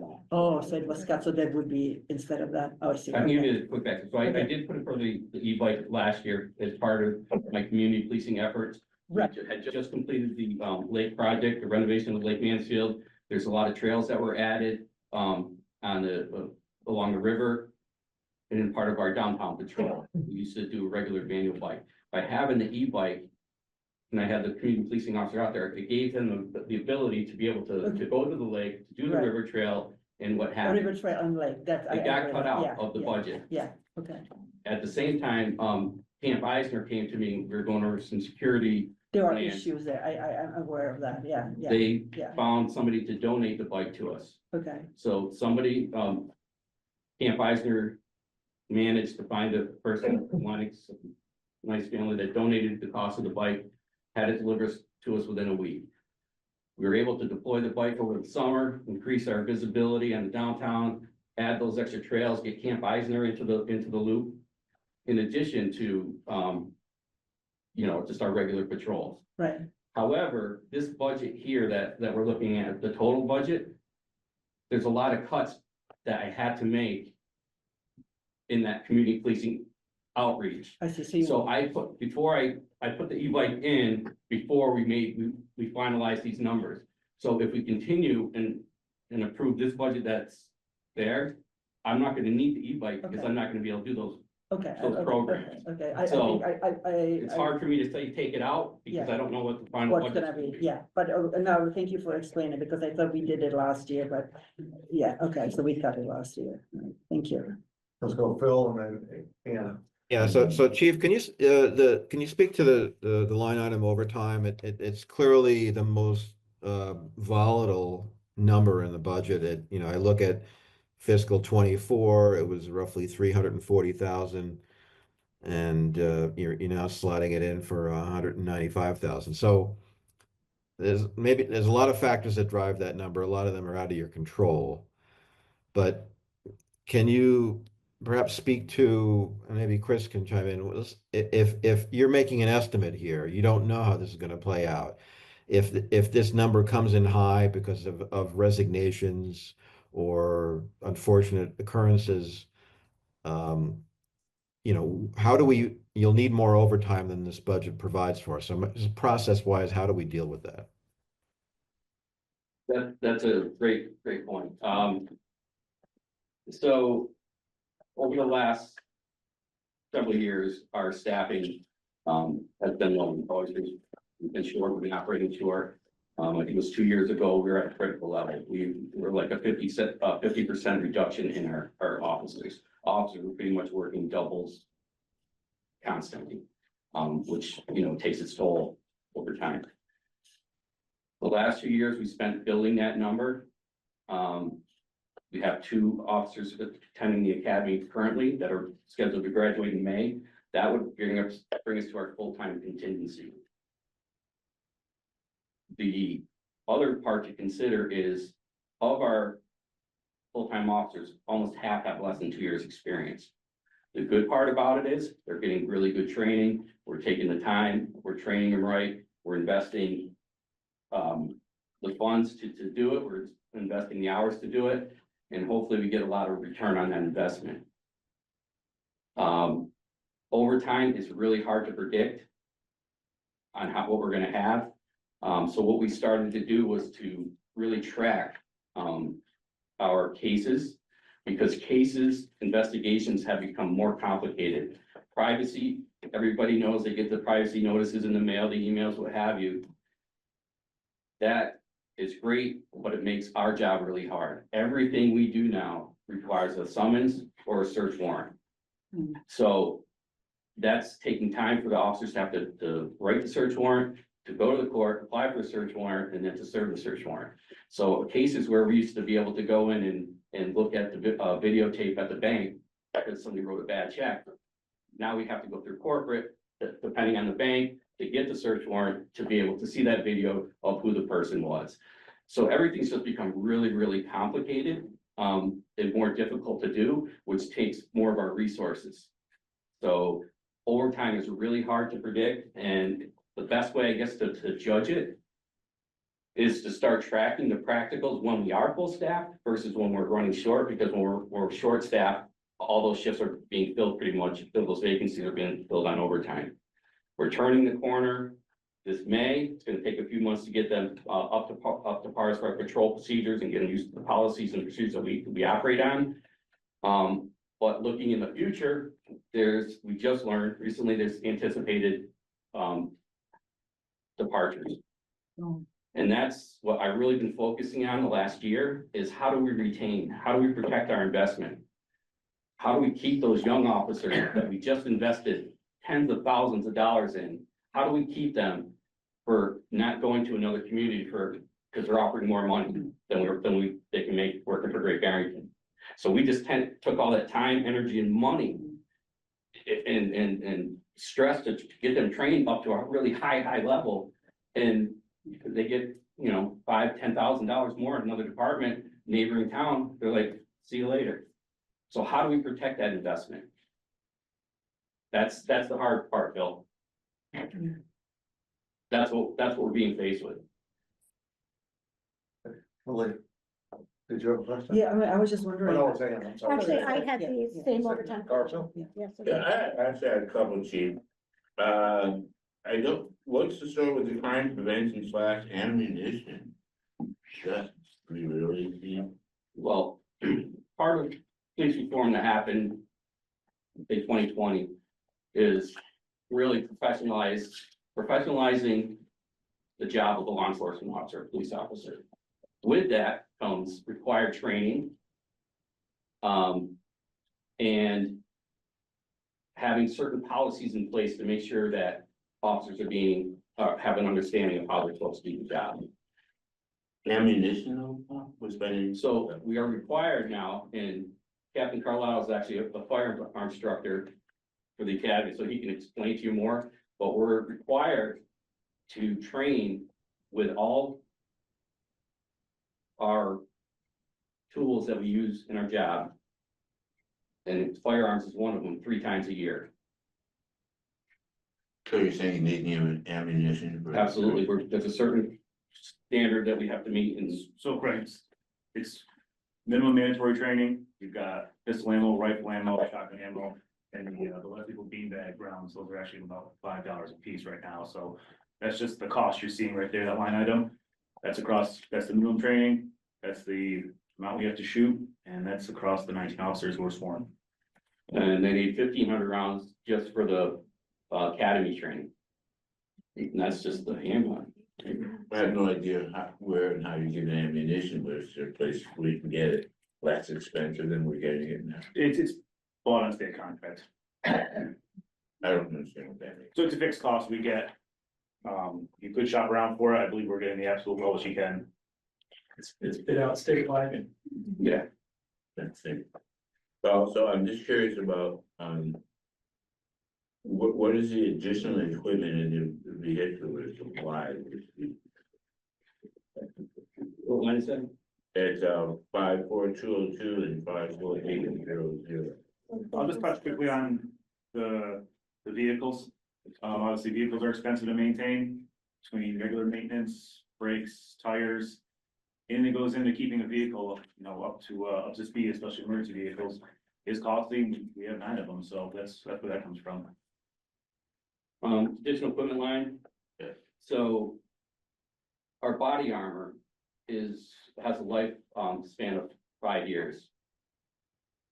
We have a rotating purchase of that. So every 5 years, we buy 4 or 5 of that, depending on how it falls on. CARE gets a grant that covers 50% of those purchase of the body armor, which run approximately $1,145 each. I believe this year we're up for 4, which is $2,290. And that's for us to pay our 50%. The grant covers the other 50%. Now, do these things after 5 years, they decide that they are no longer useful? Correct. Yes, Okay, that's what. that expiration date on it, Again, it's not been used. they're registered with the state or they're registered with, whoever does the grant. So yes, life expectancy of 5 years, and that's the expiration on them. So every 5 years, we have to rotate and get people new body armor. I have a question. I mean, what you just mentioned a little while ago. I think you're absolutely right. The training is extremely expensive. It's a real big investment on our part. And I know also that the staffing, both police and the fire department, is gonna become increasingly more difficult. And so I have a question for you: is there anything we could do differently to retain these people? Because if, I would definitely, I mean, I don't know what is, if you were to add the total cost of training, what are we talking about per individual? But my guess is gonna be maybe $20,000-$30,000 per person at least. What is It's it? more than that. More than that, yeah. So what is it that we could do to really, protect this investment, frankly? Yeah. Well, that's what we're trying to do with professionalizing our department. We're the only department in Berkshire County that's accredited, continue to work on that. We have a solid set of policies and procedures. We train them on them. We retrain them. We have a solid command staff that I wouldn't trade for anything. I mean, they're incredible. The command staff that we have. That trickles down to the officers to show them this is the way the job is done. This is the correct way to do it. And to give them something to work towards. Mhm. Work towards. This can be, this, I tell them, I said, this is gonna be you someday, So we wanna build their foundation now, so in 5, 10, 15 years, they're the ones leading this department. They're the ones sitting in this seat talking to you. So that's how I approach the leadership of the department. To really foster and mentor the younger guys and officers to see and be vested in the police department, in the job, in their career. Right. I But is there can't anything guarantee else? that everybody's Yeah. gonna stay, Yeah. but, I'll just generally say too, it's gonna be special assignments, room for advancement, and competitive wages. Right, So we'll ground- all of it, yeah. We'll have to If pick- we pay someone, if we paid 80 or 90,000 to train someone. Would it behoove us in the next years to look at saying to them, if you stay 3 years, you get a $10,000 bonus? Some kind of retention. I think yeah. that's worth looking at. If you look even locally in Berkshire County, how some other departments are offering either incentives. Even just outside of Berkshire County, but still locally here in the Northeast. We're seeing some heavy duty incentives being put out there. We just gotta stay competitive with our neighbors. Yeah, I guess in kind of following up on that question, that's, I guess, what I was specifically curious about. Do we feel that it's mostly a salary driven thing, or is it teams moving to say like a quieter town or smaller towns or something like that? Or would you say it's mostly chasing the bigger salary and bonuses? No, I think it's one component of it. I think we've seen both. We've seen both, yeah. I think people go to much larger urban environments in Eastern Mass. Yeah. For, several reasons. We've seen people try to slow it down and go to a kind of a different setting. We've seen both sides of that spectrum. And I would say they're not chasing the dollar or the $1,000, but Yeah. it is tough when we saw recently, we had 2 departures on some bigger incentives. Yeah, I would say just in that, obviously, I've never ridden with you guys, but for what everybody considers a small town, I see you guys are very busy all the time, so that's, I guess, where I was going with that, as far as the amount of calls and active time you're in, so. and another reason too is people don't realize. We operate 24 hours a day, 7 days a week, holidays, nights. It takes its toll on your personal life. And your families, and if you don't have that support system in place. It can definitely negatively impact your family dynamics. And a lot of young people aren't signing up to do this just because of that. They're like, I don't want to work on weekends, I don't want to work on holidays, I don't want to work when it's snowing out. And that's when we're required to work. COVID. We had to work right through COVID. The ambulance people had to work through COVID. Fire department, they went to the calls. For people that are sick. We're the ones that have to do that, and it's just not attractive to some people.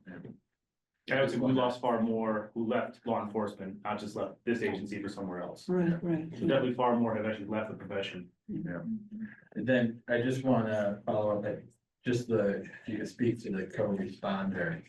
I believe last year there was a grant or something, and just wanna know where we're at with that, cause Okay, so your question, co-responder, so, as everybody knows, I was really passionate about the co-responder program, it's one of my things I just really think the mental health, is something that gets overlooked so easily. We had a co-responder, she took a job up with Tri-Town Health, which she did a great job. Find the funds and the sort of resources to do that position. So I did finally get the grant, one grant I applied for, I didn't get, but then I did the community impact grant. And we did get the funding. So then, once I got the money, I was like, okay, how do I implement this program? I don't have the infrastructure in place to hire somebody, you know, to be able to communicate with the hospitals, with all these resources. So,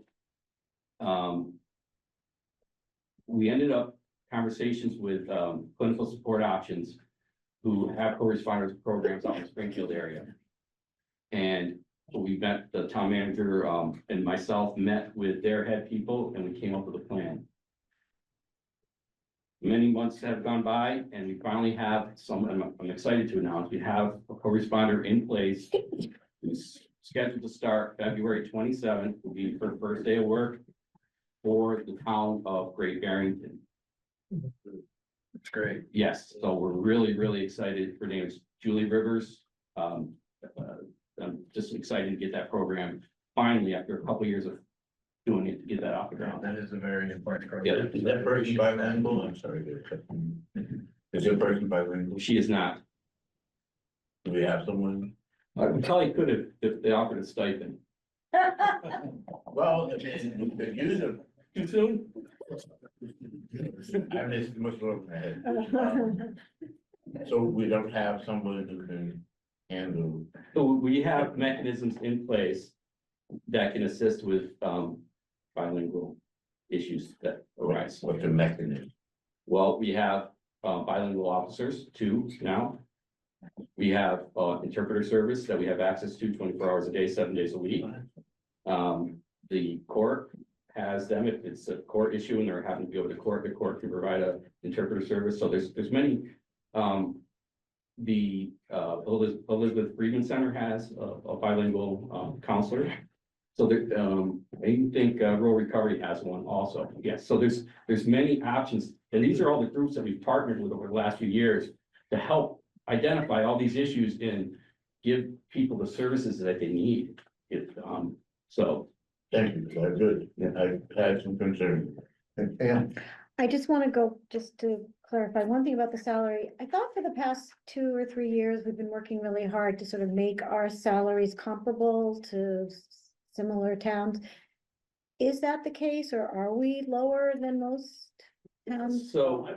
I would say, like today, as we sit in this room, I Yeah, think we're extremely competitive. okay, I just, you know, you hear, I'm in the business, you're in the business, we're hearing of some bigger contracts in the works, you know, 3-year deals, so I think that's something we just can't fall behind. okay. So I think as today and right now, we're right on par, but we just can't let that slip the next 1 or 2 years, that's all.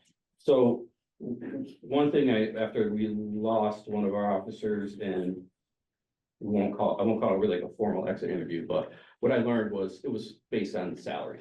And I wish you had the conversation with me, because that just said, okay, again, I can't start losing people for a few $1,000s. I said that we have too much invested in these people to have that happen. So I met with Mark Krahinsky, and we went over and we actually did a salary adjustment for the officers. We had to negotiate with the union. It was a slight adjustment, it wasn't anything, and I was able to do it within my budget by just kind of because we didn't have that big. I think we took it was like a $10,000 total impact on my budget, and because that officer had left, I had a little bit of flexibility in the salary line. So we made it work, and in that process, we also were able to change everybody's anniversary date to July 1. And again, that was negotiated with the union, which if Alicia was here, she could say how difficult our payroll is, because it would go by your hire date, and every time somebody's hire date, every officer had a different hire date, so we'd have to adjust the salaries throughout the year, remember whose salary was what and when it changed. So we moved everybody. The benefit to the town was everybody from this point forward now is July 1. And we came up with a figure how to do that. So it saves a lot of work from Kara, the payroll department, and it benefited us in that sense, but it also gave every officer a slight bump. It was a few $100s, but it was something as a sign of good faith. So yes, we are identifying it, and we are trying to address it. I was curious about, can you speak a bit about the community outreach officer program? Is that a stipend to an officer, or is that? So the community outreach is, built it, I put it in my line originally, it's to have us participate in different events. We do truck day, we do the car show, party in the park, yeah. Yeah, all the Latino fest. So we do all these like different events, and it gives me that flexibility to set up a tent, to talk to people, to, you know, have some little things we can hand out to the kids. So that's what that fund's for, is to cover my expenses to do those events. Gotcha. And with the level that you're at this year, do you foresee being at less of those or? Yes. Yeah. Yeah, that's the negative side. So I have to, when I proposed this, when we did this budget exercise, there are certain costs in here that I can't really change, like I'm at the bare minimum. So what affected the budget, where I was able to come up with when we did that exercise was the extra stuff that we do, like the community outreach. And that's what's, I guess, affects me the most as far as being the chief, is we worked so hard over the last 4 years to really try to build on these things and get out into the community and identify what the needs are. And now I have to cut back, you know, and it's like so frustrating. We're, you know, finally turning the corner with our staff. We haven't been full staffed since I've been the chief. And it's, you know, we're finally getting there, and it's like, oh, so yes, those are the things that are gonna, that's where I got the money from. Yeah. Can I ask you just a kind of a personal question for your police being the chief? Do you, to retain people, do you let your officers know, you know, if you're looking around for another job, come talk to me? I mean, so that we can retain people instead of maybe being blindsided that, well, I took another job at another town, you know, you know, somehow can you make that clear that you want to keep the people that you have, that you're training, and you want them to be part? Absolutely. I mean, we're with these people probably just as much as we are with our families. Right. And it's like a family, you know, we're our own like little subgroup family there, you So know. people feel free to go to you and Absolutely. say, you know, I just can't make it on, I need a little more money or whatever. Yes, and that's Give you a chance. what was frustrating with one is I wish they had that conversation with me. And I was kind of personally hurt a little bit, you know. Yeah. He was a great guy, great young officer. So Keep in mind that they work under contracts, so we can't just hand out money when someone says, I Yes. need $2,000 more. No, I get that, but I mean, but to have that sort of advance, that people would feel comfortable in that family, having that conversation. absolutely. I mean, I have an open door. Officers come in and out all the time. They're not sectioned off for me. I'm not inapproachable. Right, okay, So, just. I mean, I feel I am. And then I have the command staff that are there also, Mhm. that. Right, thank you. Go ahead. And another question about the parking control officer, part-time position, that just, we're down to one. We're down to 2 part-time positions. I just hired a third. Okay. So 3 part-time positions are really short days. Yeah. They're about a 4 or 5 hour day. And, you know, we gotta keep it on so many hours, but, it's worked out really well, having, the 3. One of why we have the third vacancy or the third officer left, he's in the academy. So it's a really good program for people who are looking to get their foot in the door for law enforcement, kind of like you know, get the experience. So this young woman that we just recently hired from Lee is looking to become a police officer. It's a law enforcement career. She has no experience. So she's getting her feet wet. She's gonna come in, she's gonna get acclimated with our computers, how we operate, how we talk, how the radios work, kind of get a foundation established. So hopefully, eventually, she will be one of an officer either for us or somewhere else. The second one is an intern. She started as a high school intern for us from Monument. Great young lady. She's in college right now. She's going to be graduating in December of this December. Her goal is to work for us. She does a lot of extra work. She works with Kara's teaching her a lot of a lot of different stuff, filing and what have you. So that's the way it should work, you know, you got an intern, a local young girl, she's interns, then she's working for us part-time, she goes to college. She gets acclimated with the way the police department works, she's excited, she wants to come to work for us. And hopefully someday we get to hire her. Do you have full coverage for like the hours that parking is enforced in town at this point? Like, is someone always on duty and making the rounds? or- Yes and no, depends on the time of the year. I was just curious, what is your philosophy about collecting fines for speeding? We don't have a philosophy, We don't collect fines for speeding. but we don't, but the state does. A state does, we cannot do that. And we don't have any state troopers around here either. No, we do. There's We state, do? we do state police, yeah. Oh, So we explain so we have the ability to enforce chapter 90 laws, speak of traffic violations. If an officer writes a citation, yeah, a certain percentage goes to the state and the other money goes back to the town. right. But have we ever seen anyone doing this? Just curious, because Oh, yeah. I see people, Yeah, if you go onto our website, you can see our log, you can see all the traffic stops, you can see all our activity, it's all listed on our log. so on our it's website. there, so, and you feel we are collecting. I don't know what we collect, I never see that. Okay, I don't know, because people can appeal the ticket in court and maybe the right, judge they issues get the the. citation. I don't oh, see yeah, it. Yeah, you don't see. you We don't just see do the that. enforcement. I see that as a real issue here in a lot of places around the town, and I was Right. just wondering what's going on with And, them. and that's also a direct effect, so we have, a lot of requests for traffic enforcement. Right, And like I was explaining before, I'm gonna give you some numbers in a minute. Officers are getting bogged down with investigations. So when he's working on a report, waiting a search warrant for 4 hours, that's 4 hours that officer's Right. not on the street being able to run traffic control or Right, what have you. yeah. So that's what I'm trying to, one of the points I'm trying to make. We can't do everything with the staffing that we have. Yeah. Mhm. Do you still have that, machine that would say speed limit or? Here's some more bad news about What is it called? All right, but Don, so yes, we do have two speed trailers that collect the data. We have some stationary ones that are programmed throughout town, Main Street, 71, Minot Valley Road, When they're There's one on on 41. Alfred Road. 41, yep, Route 41. Mhm.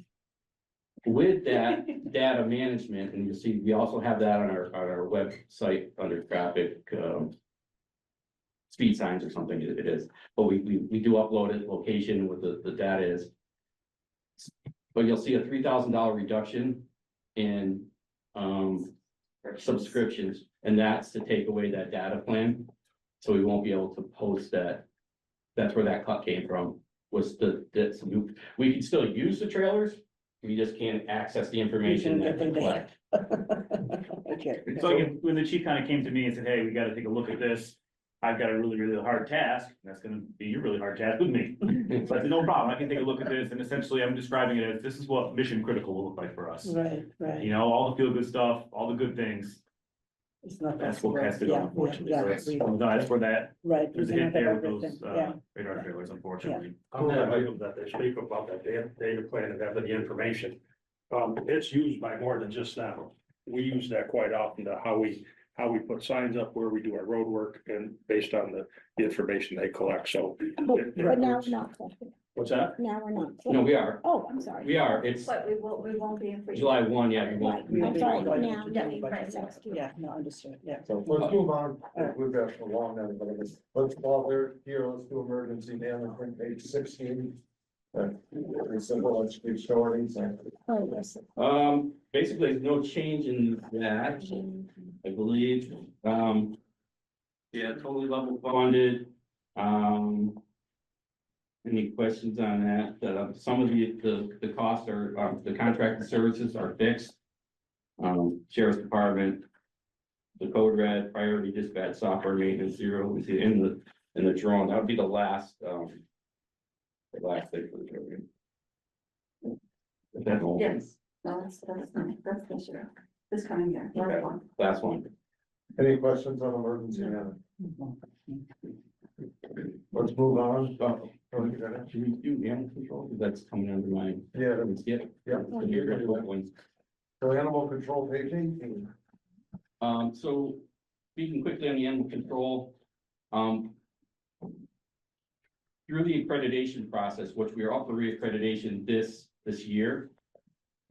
This fall, we'll be getting reaccredited and you'll see in the line for events, we're gonna have 4 assessors here for 3 days that we're obligated to provide food, lunch and whatever. Is that supplies, you mean, or you said? And that's under oh, events, so they cut that by 1,000, so that's why that was reestablished for the 1,000 originally got cut. I think working with Chris, we got it bumped up again, just to at least cover that. Oh, okay, are we on animal? Oh, yeah, I'm control? sorry, I totally got off track speaking about it, so animal control, Okay.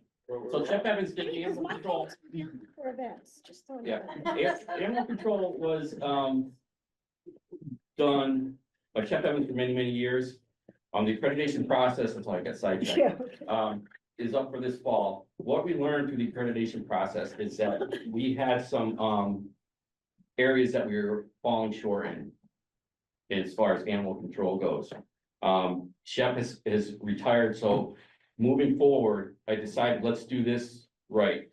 So we found out what our obligations were to do the animal control right, and it takes 17 classes, 8-hour classes to get your certification, and then there's continuing education credits after that, that's licensed through the state. I have 2 officers that applied for it. I'm gonna send both officers at $600 a piece to the training. They're gonna get certified. They're gonna do all the record keeping that's required by the state and by statute, and move forward with it. So but we were able to do all that under the existing budget. So we didn't, even though we're gonna be doing all this extra stuff, we still were able to work with Chris and keep it under a level funded number. Yeah, very small. So just one question, because it's a very small part of our budget. So someone calls, there's a loose dog at 5 PM, neither of those officers are on, Yep, they would be called in. they would get called. So we're gonna do it on a rotating basis. So if it's if it's a nuisance call. Yeah. That'd be a non-emergency call. If they're working, who's ever on will be handling it. If they're not working, it's gonna be a rotating basis, and they would get a stipend for that to be able to respond and manage that. We do that similar with investigations. We have 5 sexual assault investigators, and it's as they happen, we rotate them in. Same thing, same principle. Go ahead. Yeah, just quick, so this is actually, this $8,000 is a stipend of $4,000? Yes. I'm gonna So split it up that's into a 2, stipend, yeah. Okay, can we move ahead? Okay, fire department, bring us on the line. Thank you very much. Thank Oh, you. you'll be back. Yeah.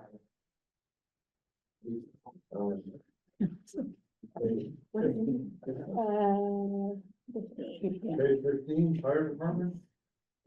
Big turn. Can you hear me? You made it. Okay, good. Do you have anything you want to highlight on this, or do you just want questions? I just want to make sure my microphone's working. It is, yep. Okay, great, thank you. I think the biggest thing that would have to be addressed would be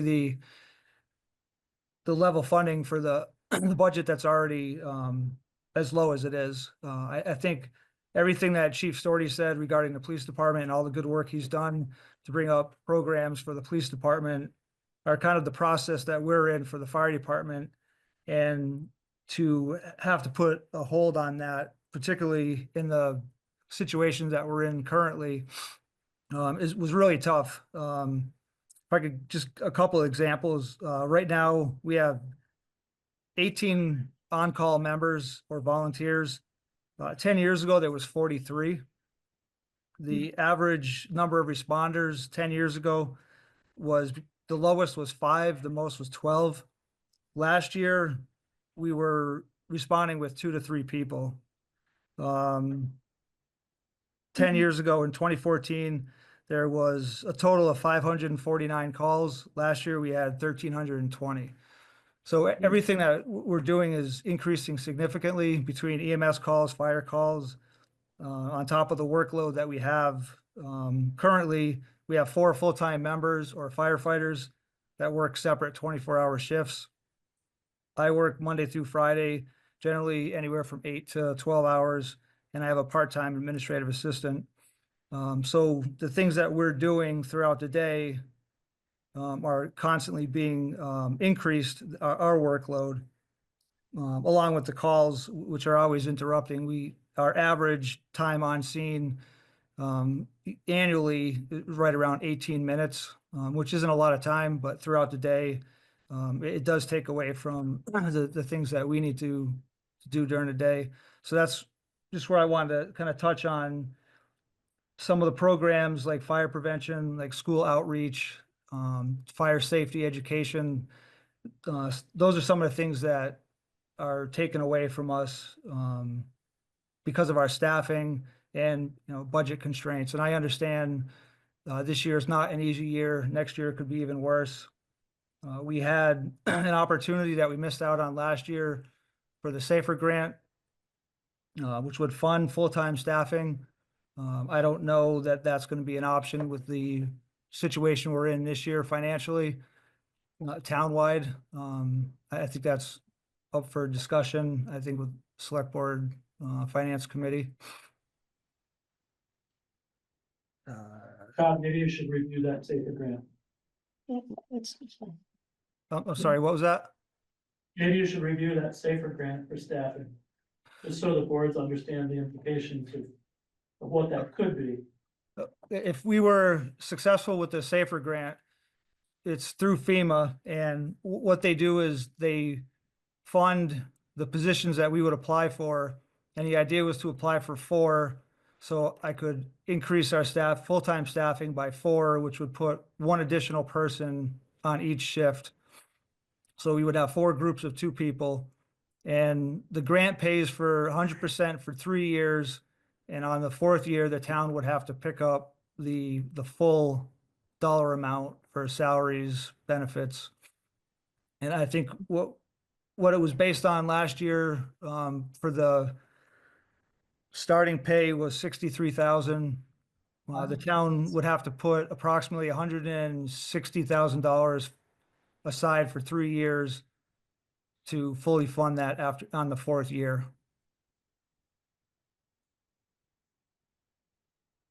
Question for the chief.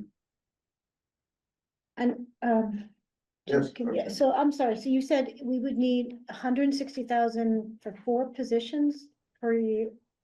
Per year, so 40,000 would be the total cost? If you were And putting then- aside approximately 160,000 for 3 years, that would add up to the amount that it would cost for the salaries and benefits. And then the town would have to, go ahead. For 1 year, it would cover 1 year. You would cover afterwards, after the 7 years. Right, Yeah.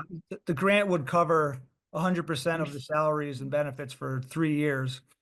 During that time period, the town would have to put. Oh, divide I that see, the by- town is required, got it, Yeah. okay. I got it, okay. So those required matching funds are not in this budget, just to be. You're right. clear. No, I understand. Yeah. Other questions, comments? Thank you, chief. We're gonna take a 5-minute break and then get into special articles and capital. Thank you, chief. Thank you. I know, this is like that.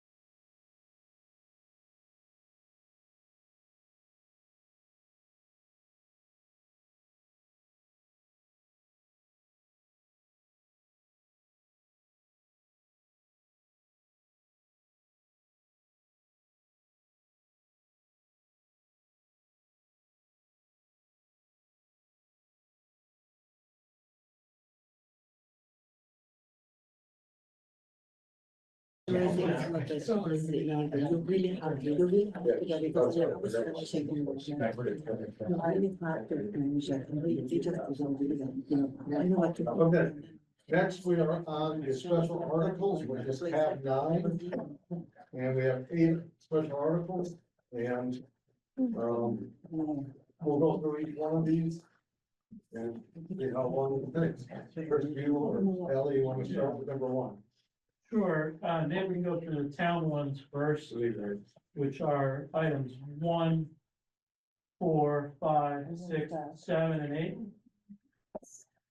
First one is, vocational tuition and transportation costs for students, to attend the vocational program at Taconic.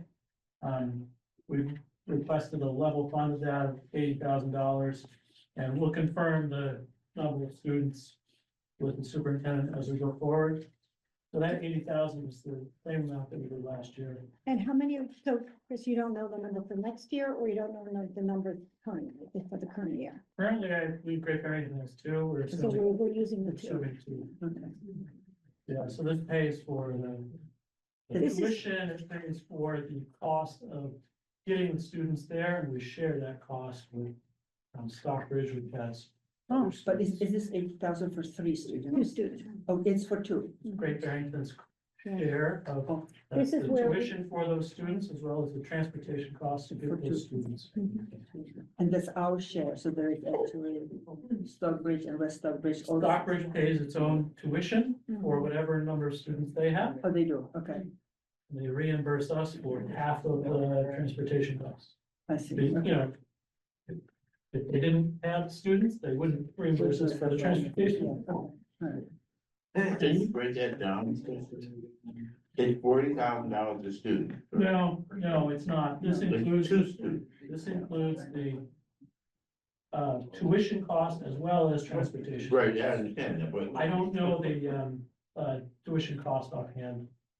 My recollection when we went through all this a few years ago, it's about, tuition is about 18,000, and then Around, transportation's like another, it's an exorbitant Yeah, amount. yeah, It's another at least. Yeah. and we're required to pay 20,000, the and we have to tuition, pay it. and we're required to get them there. And all the transportation all is contracted as well, so there's not much No. room to move. No, on that basis, we were not able to find transportation. We couldn't find anybody to take them, So you were reimbursing them? so we ended up purchasing a van and training Oh, I the driver to remember do that. it. That's right, yeah. Oh, my God. Yeah. And This what is a else, place- did we do anything else with that van, or was just for that? It was paid for exclusively out of this line, and it's And all only it's used for that. outfitted as a school bus. Is that one of those marshmallow buses? That kind of van? Or is it It's a minivan. a Minivan. minivan? Oh, okay. Any other questions? Any other questions on 1? Okay, Chris. Item 4 is the unemployment trust fund.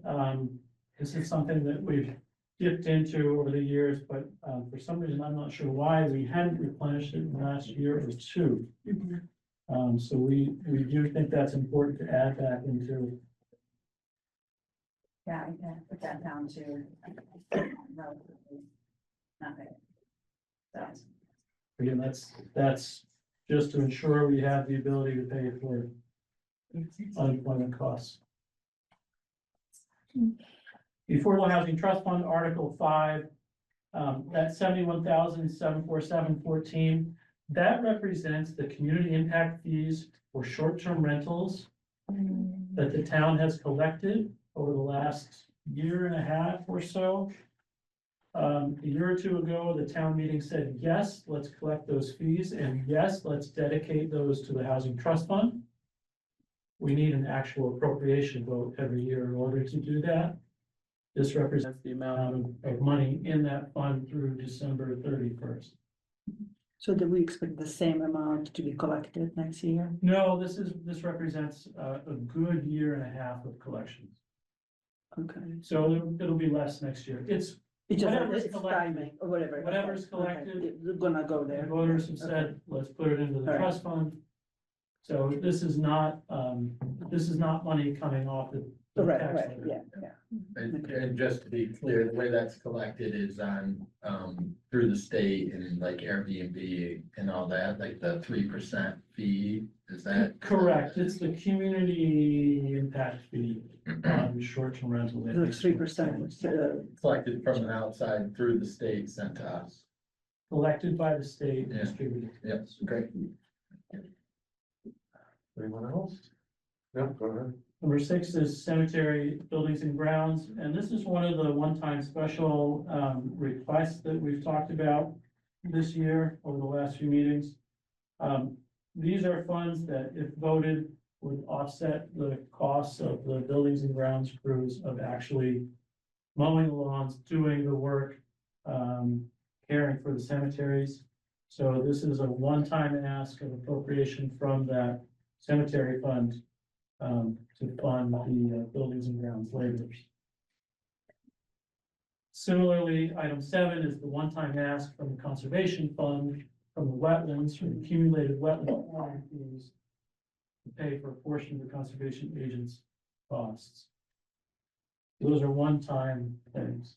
If these two things pass at town meeting, then we would, in the next article during the operations budget, we would amend, for example, the buildings and grounds laborers, we would reduce it by 40,000.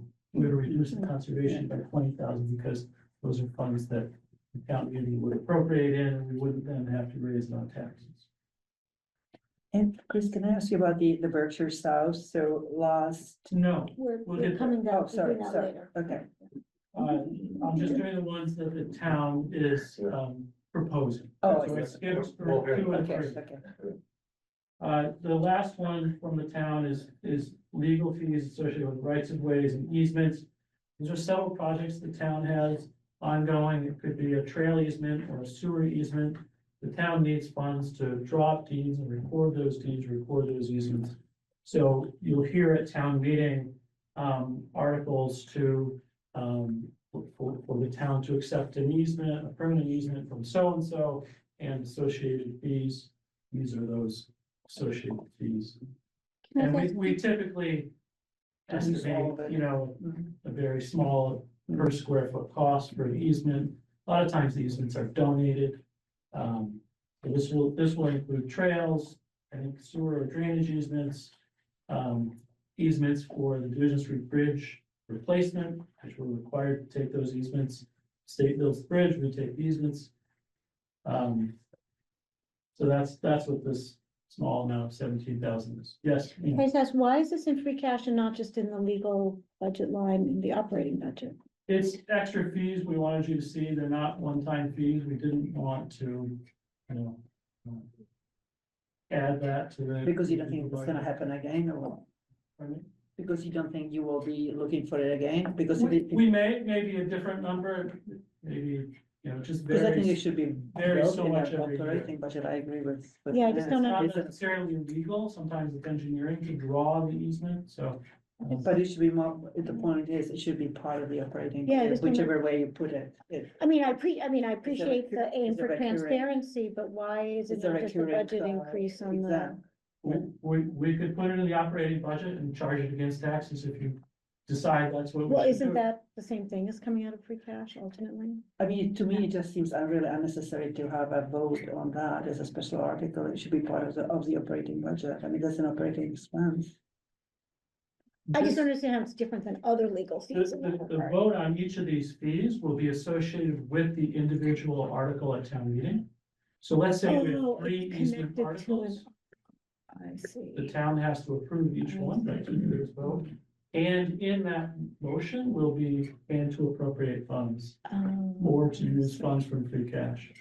These are very specific, they're not. I hear you, I know, it's a dedicated. I research see, it's thing. associated with other motions, okay. not just, Okay. Right, okay. right. They're sort of the, you know, late in the evening of. The this- zoning late in and the the afternoon of planning. town meeting, we have these land. was ordinances. Yeah. Drink it a little bit. Hopefully it's gonna be- we have a Okay. land ordinance. That- Make them that- so okay. small. Okay, forget it, yeah. Any other questions? The one that's not associated here, which we'll talk about later during capital, is Brookside Bridge. Right. Which is included in the bridge section right now in the capital budget. But we will talk about that, pulling it out of there, and putting it into special articles. We don't know the cost of that yet, we'll discuss it later, it could be as much as 3 more. I think they should be in the special articles. That's been my suggestion, so we'll talk about it when we get to capital. Okay, let's do the two that will take a little bit more time. Emergency medical services, Jim and your group.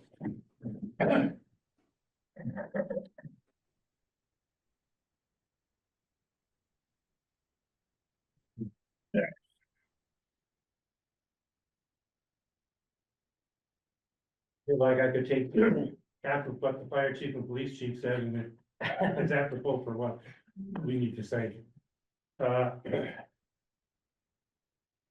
I'm gonna condense a little bit, but I know it's getting late and people are getting tired. Go ahead and introduce yourselves. Oh, I'm sorry. I'm Jim Santos, president of the board of directors of the Southern Berkshire Ambulance. Joe Cresci, he's our treasurer, and this is Kevin Wall, our chief of operations. Perfect, thank you. I've asked them to be up here because there's questions you might want to answer, to ask, that I feel they're better to answer than I am. You know, we're coming through again this year and we're asking for, what's been called a substantial increase in the amount of money that we need. There's some reasons. Let me try and give you some reasons why we need to do that. First, that there's a standard 5 to 10% employee increase, which covers cost of labor and supply.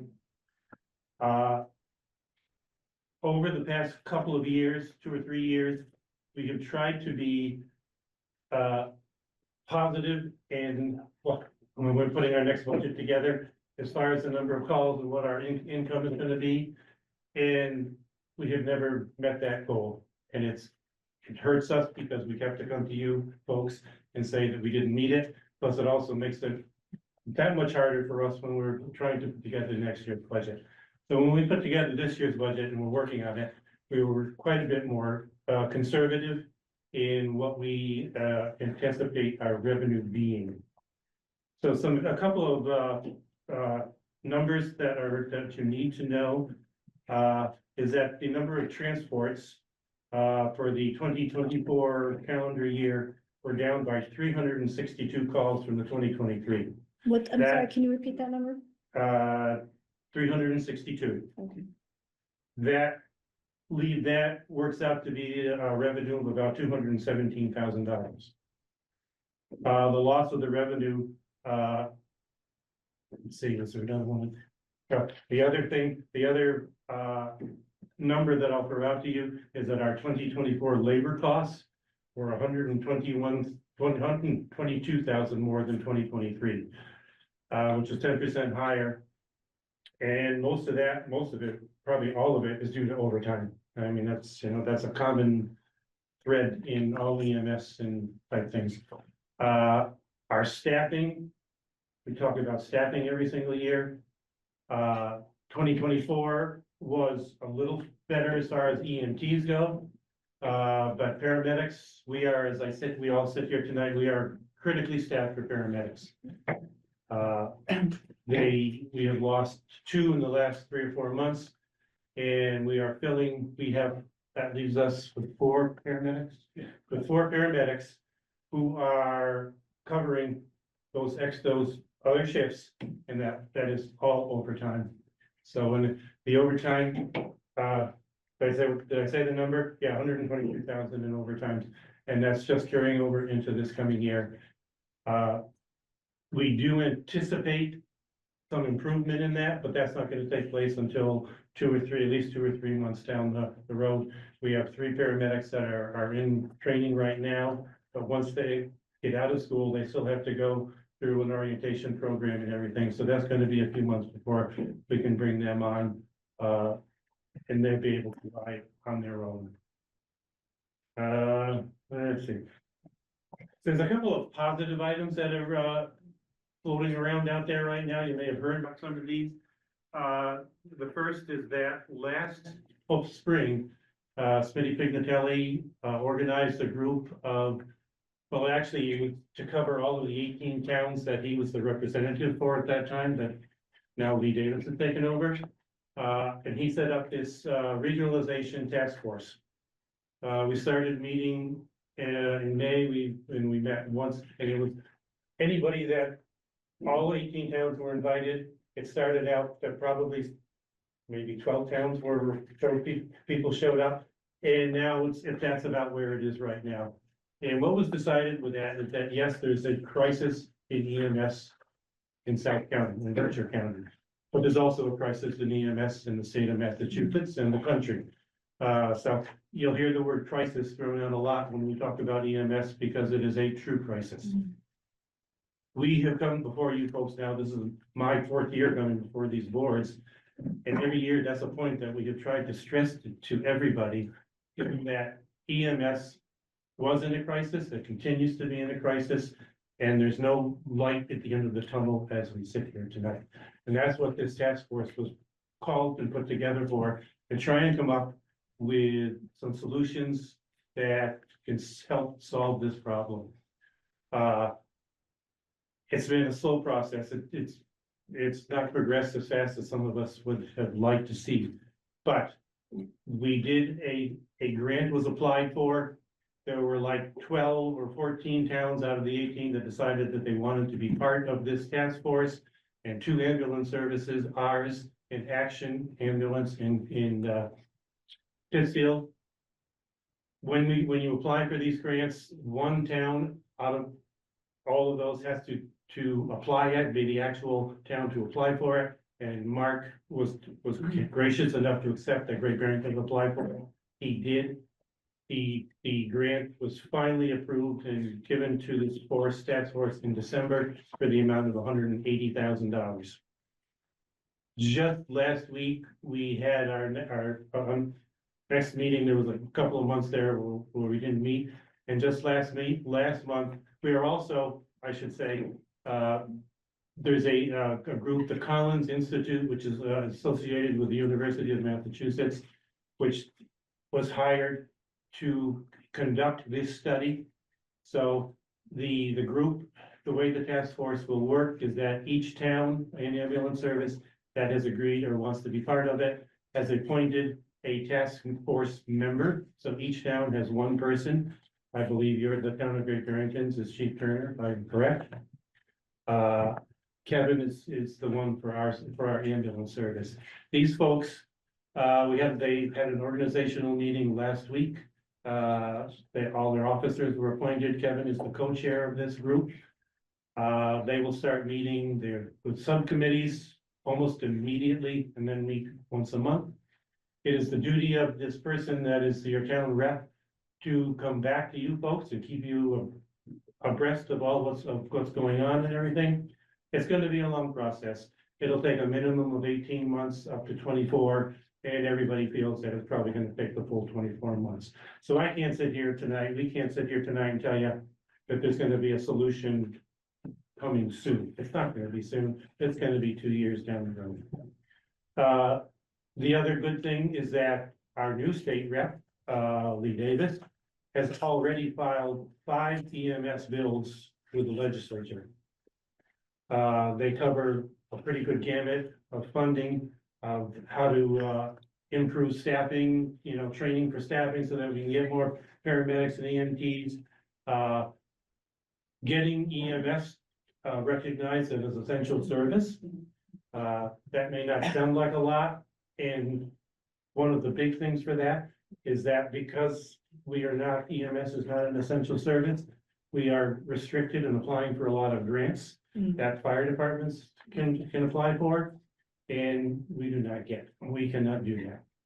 So that's what, and then one of the others is one of the problems we have collecting funds is that if we go into a call, we treat the patient at the scene and the patient decides, well, I don't need to go to the hospital, and we don't transport, we can't bill. Another bill is to try and come up with some ways of changing the legislature and changing some of the job, maybe for lack of a better term, the job description of and getting funding for people that when we go to calls like that, and we could at least bill for some of the stuff we do. We can go to a call and we can spend thousands of dollars on equipment and medications on these patients, and we take care of them, they feel better, I'm not gonna go. We can't bill for any of that. So that's, something that needs to be taken care of. Let's see, what else? I'm sorry, I need to, I wanna make sure I remember things. No, that's fine. What kind of service are we providing? What are you getting for what we're asking for? The first is that we're providing a paramedic staff ambulance 24/7. Our hope, and you've heard us say this past years, is to have 2 fully staffed paramedic ambulances at all times. How many days a week are we doing that now? Currently, 3, okay. Because of staffing, we can only do that 3 days a week right now. That doesn't mean we don't have 2 ambulances. We may only have 1 paramedic staff. But we may have a second ambulance, but it's just EMT staff. And that's a big difference in the type of care that can be given, okay? We also, and we've said this in the past also, and it just recently, in the last couple of months, we've been able to make some, progress on this. And that's to have a 3rd ambulance staff just with EMTs who would be doing transfers, what we call transfers. Those are transfers like from Fairview to DMC, Fairview to, Albany, Springfield. Those are called long distance transfers or interfacility transports. And yeah, it takes the ambulance out of this area, but they're also a good income for us there. We can make money on them, to be quite honest with you. I mean, they're serving a purpose, but we get better reimbursement when we do that type of call. So it behooves us to have that 3rd ambulance on the road. And Kevin is slowly, and there have been some new EMT classes that have with graduates, and we have been able to get some new EMTs over the last few months. And we've been able to hire how many have you hired lately? we currently have 2 in training. Okay, and so that they could be set, that 3rd ambulance would probably not be 24/7, but at least it would be maybe 5 days a week for 8 or 10 hours, am I correct? 16. 16, okay. And so we're making baby steps, but all of this, what has not changed and what is our funding model, I will throw out the figure that it's close to what I threw out last year. An average bill, a total bill varies on the type of the level of the call. So an average bill that we send out is like $1,800. With Medicare, Medicaid, which is about 65% of our calls, we receive maybe $600. So we receive a third of what we bill for. That's not sustainable. It's one of those situations where it's not sustainable. That's why we have to come to you folks. Now, this past year, we did get some funding. We were able to, we're asked to go out and find other sources of income. Well, this is what we tried to do, and this is what we did last year.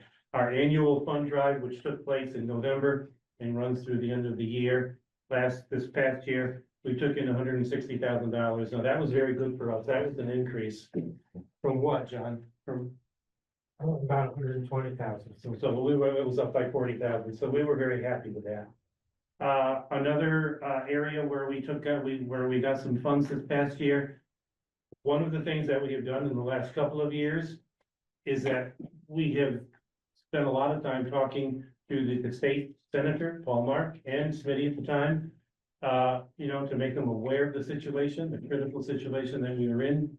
This past year, Paul Mark put in a bill for us, and he was able to secure a $75,000 state funding for it, so we have that.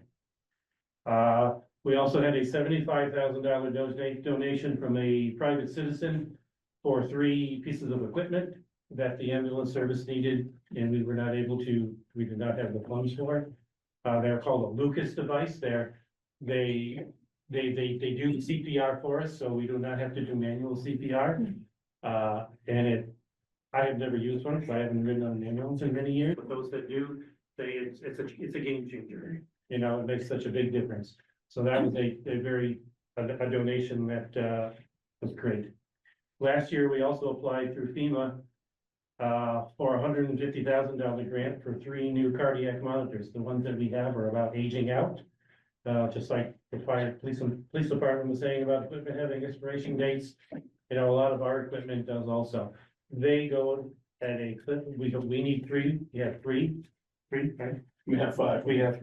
We wanted 3 and they're $50,000 a piece, and I'm told the price on them has gone up this coming year. So it's things like that. You also need to remember that the budget that we're working off of is just our operations budget. We have never come to you with our capital budget, and that we need to start doing that. Another thing that we have improved on, or that is where we've made some good steps, is 4 or 5 years ago, we had our rigs were old. They were, costing us a lot of money to keep on the road, fixed up and everything. As we sit here today, we have 3, I will call new ambulances. 2 are 2023s and 1 is a 25. So we sit here tonight, with 3 good ambulances that we feel very comfortable with. We do have a 4th that is kept, the fire department keeps it for us up in the fire department. It's a spare, it's just a van. And we didn't trade that in just because it is so old, there's so much mileage on it. We just felt that it would serve us better just to keep it in case one of ours was down and we needed it. So that's done there. What I didn't finish saying with that $150,000 FEMA grant, we did not get it because we're not an essential service. And that money went to fire departments out in Boston, I'm told. So, we're reapplying again this year, and so we'll see what happens. I guess at this point, I will, one of the other thing I wanted to just throw out, and I have a couple of figures here. What some other towns in the area are paying. Lee pays, and I know they're different, they're a municipal ambulance service that's run in Old Town, but they pay $1.2 million a year for their service. Otis, That's the whole fire department. Huh? That's the whole fire. Oh, I was gonna say, that, just That's ambulance? the whole fire department. budget. Okay. no, That's not just the ambulance. okay, sorry about that. Otis pays about $220,000. Stockbridge is paying a combination, they pay both Lee and Lennox, $279,000. So I know that the figure that you folks are looking at is high compared to what you paid in the past and what you, for 50 years, did not pay because you paid 0. But EMS, as I said 10, 15 minutes ago now, Tommy, is in a crisis. We are in a crisis.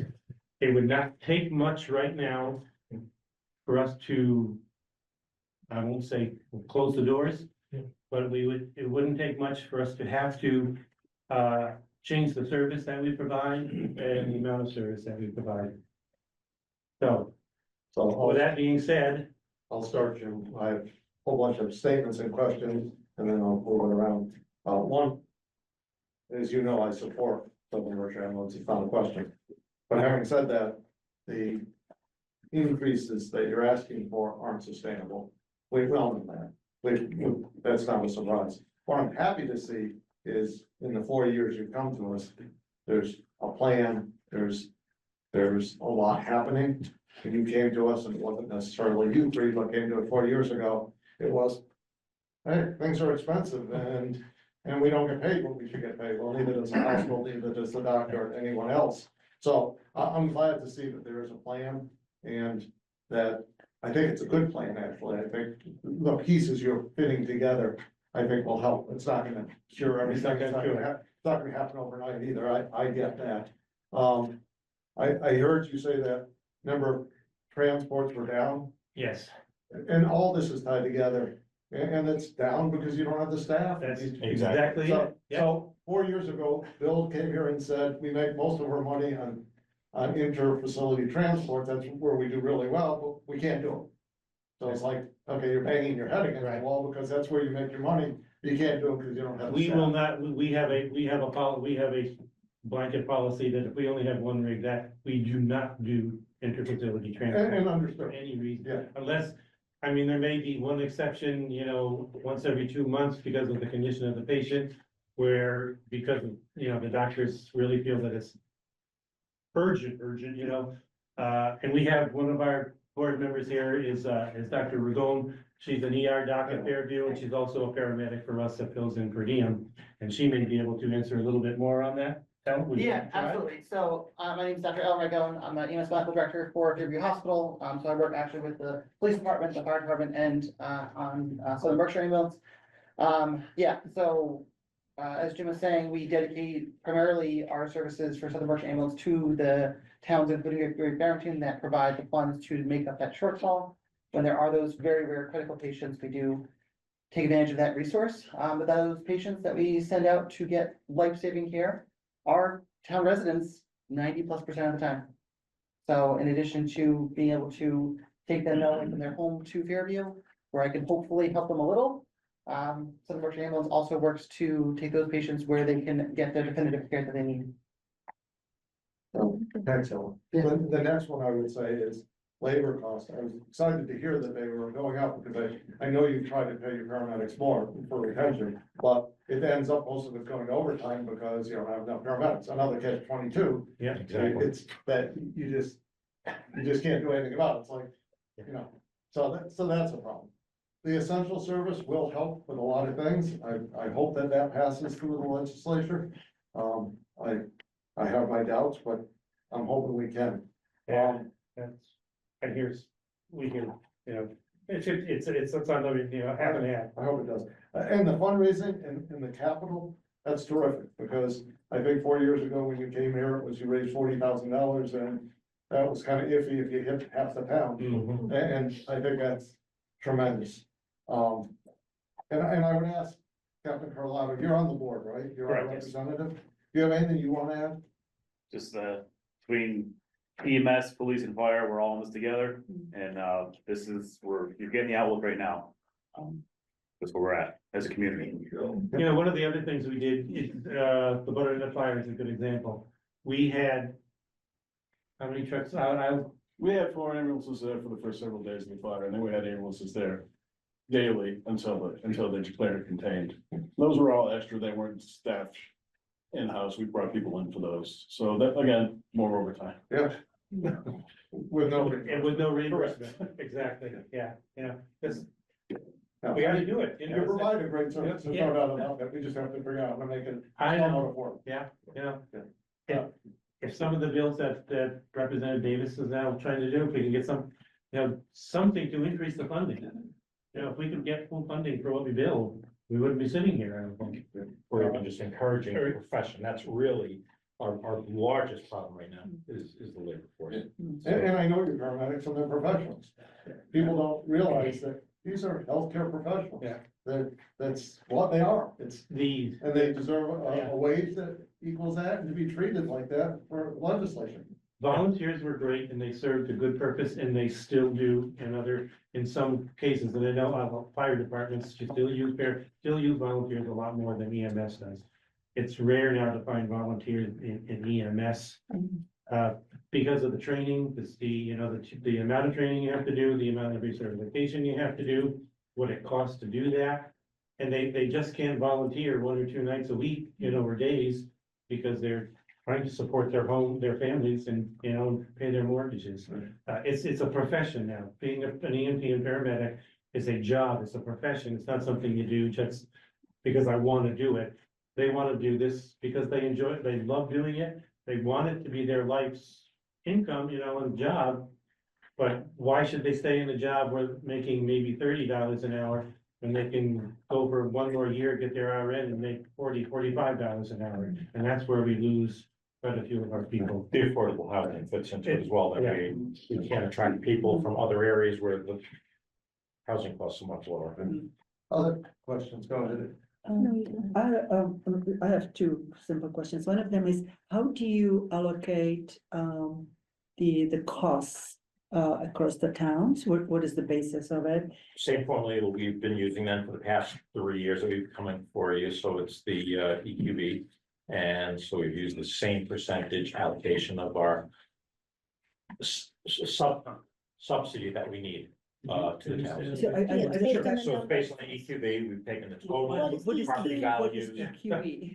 Equal, Equalize value. yes, I can't remember what the Q is, but, or is it just equalized? I think it's equalized value, so you take the property values Oh, it's of based the on five assessed towns, value, okay. and I see. then whatever each of your percentages of the whole So it's lot. not really the number of calls or whatever, it's No, just basically. Since you're only based- paying, okay. you're paying for the cost of readiness. Right, If there's a call, we charge the patient, okay, but I to see. be But there ready was for a talk, call. when they first started, there was talk But- about but it calls, was based- and the problem is, we have the hospital, we had most of You would the have more. nursing yeah, homes in town, Yeah, and so No, it was it's- gonna cost us an extraordinary amount.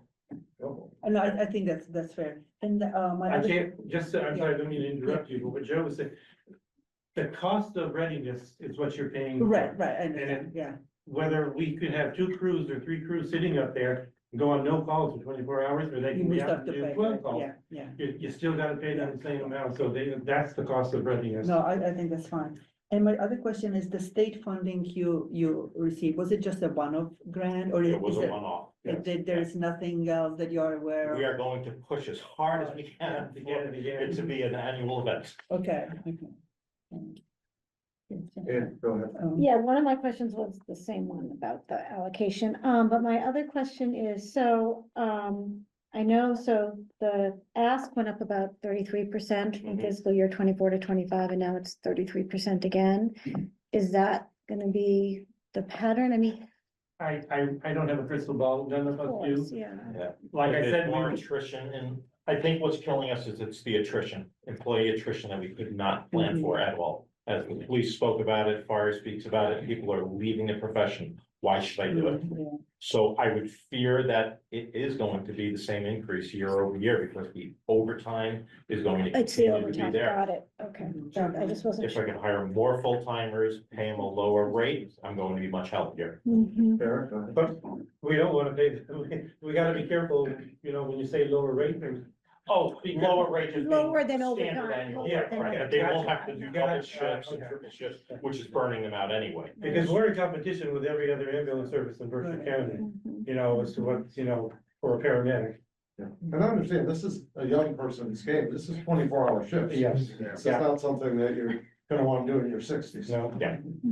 So, with that being said, I completely agree that it is an essential service. I guess as far as the budget goes, though, my concerns are that after 4 years, the transports or just the calls in general are down still, down in 362. And I do understand now we got new equipment and other things are coming into play, but at a certain point, we have to. I just don't know where it turns, right? This is And where I understand that you're saying, yeah, losing staff members, but at a certain point, there's gotta be results shown for each time you come back and ask for more. So I understand it's an impossible kind of task for you to ask or state to talk to now, but it's just unshareable. So I guess how do you? With how do what we you have in our pipeline, we'll be fully staffed this year. fully staffed, so right now you're at 3 days of 2 vans, I just want you to speak to that a little more. We'll be fully staffed, running 2 paramedics vehicles probably by July. But in two vehicles, paramedics, 24/7. 24/7, in addition to running that 3rd ambulance, with what we have in our pipeline now. Yeah. And As then long as as far as nobody else steals that. and then the EMT transportation portion of it, when do we think that's gonna be? And that's in there. That's in there as well. So in theory, halfway through the year, So it'll be up and running. And we were able to institute this because of running the classes, so that's how we were solving our problem, by generating more EMTs, by putting out classes that we were able to subsidize or BMC did, and that will be our continual way to do it, BCC. right? So what would we think the calculations would be then? If you have a fully staffed team 24/7, your numbers would go up. Like, how many calls do you feel you're missing an opportunity to go out on? Like, that 300 number that we 300, lost yeah. is about a fair one, that the Fair, opportunities are there. That when it's So more it's than- not that the phone stopped ringing, it was Right. just that we couldn't You respond to couldn't the phone respond. ringing. So those are missed calls, not Yeah. including. So I think your intersystem labor costs will transportation. stay about the same, because instead of overtime, now we'll be paying full timers, which Right. is going to be a lower price. And yet I'll have the call volume pick up, so I would anticipate $200,000 to $300,000 of increased revenue, which then would allow us to start paying off the debt that we took on for paying labor costs in the back. So when you see the red, it didn't disappear. We had to take out loans to continue to pay our employees. Can I just ask? What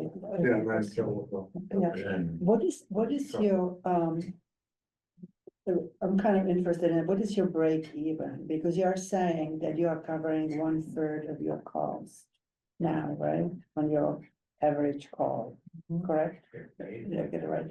So at what point do you feel you will actually generate, either you will break even or you will generate You mean what some percentage of income? I don't think we're ever gonna break even. You will not, That's the you will sad never part. break even, so you will always be operating a Yeah. deficit. Yeah, that's our projection right now. Okay, so Oh. that's, Worse even figure than Jim provided before is if we have to go out to Sandusfield to do a call, right, that the reimbursement rate is $300. right, And you've got somebody out So for you- 2 hours. yeah. So that kind of tells me that even if you stop fully, it's not gonna really change the Right. financial picture. But it'll prevent it from continuing to increase. It may be You've not at seen the same, right, increases, right, but Because you I will, have to pay more overtime. but you will always have that. And then my other question is, how do you handle your capital expenditure? Because obviously your equipment must be very expensive, right? Right. So how did you Typically, our fund it? capital expenditure is initially? funded by the depreciation that we take in our budget. And we should be able to put that onto our balance sheet then, as a savings. When we're in the red, Okay, we you don't won't be take the able to do that because you depreciation, so cannot do it's not anything, gone onto right? our balance sheet. So- So we've gone to the foundation Okay, and made requests. They're paying for one ambulance right now. So we'll continue to see funding in those ways. Some private donations, as you heard, for the capital Okay. equipment for the Lucas devices. Right. We've gone for grants for the AEDs. because you cannot really borrow, I mean, it was gonna lend you money, No. yeah. And So- right now, we're anticipating doing a very large fundraiser then for the next ambulance, Okay. because now they're going up in price, we're close to $500,000. Right, it's right, To yeah, purchase an ambulance. yeah. All right, So, okay. yeah, that's our plan, that is, All right. we have a 5-year plan now that did not exist when people came to you 5 years ago to say, how are we going to confront these challenges? Right, right. Bill and then Garfield. Yes, you mentioned, the regionalization study earlier. And that you thought that's a 18-month to 2-year process. Is there anything that can be done to accelerate that time period? Because that seems, you know, that seems pretty critical to try to get some ideas to improving these unsustainable challenges. We've been told no. The time frame for this is 18 to 24 months, the Collins Center. This is how they do it, this is their format, they can't speed it up any. We've asked, they can't do it. Garfield. I'm probably maybe being too simplistic. Maybe I don't understand all the financial ramifications, but I almost look at this possibly like a raw slavery. This is something that needs to be done. We have to have it. You're probably not gonna like it, but when we put up those, which I first initially liked, those flashing lights on the stop sign, maybe people stop more often. But this is a life-saving measure. It doesn't need to be, and I'm always shocked or surprised by the way we grill these guys for this money. We don't have them. We're in trouble. We don't have anything. We don't have the services. And again, if we can put up lights on a stop sign, we should be able to put in some money into the ambulance, because that saves lives. Lights on a stop sign is nice. These could be life-saving situations, and I think to be funded, even if we're gonna lose a little money, because we're gonna lose money somewhere, and it happens, and it needs to be, that, in my opinion, we need to take care of it. Thank you. Anyone else? Okay, thanks. Thank you.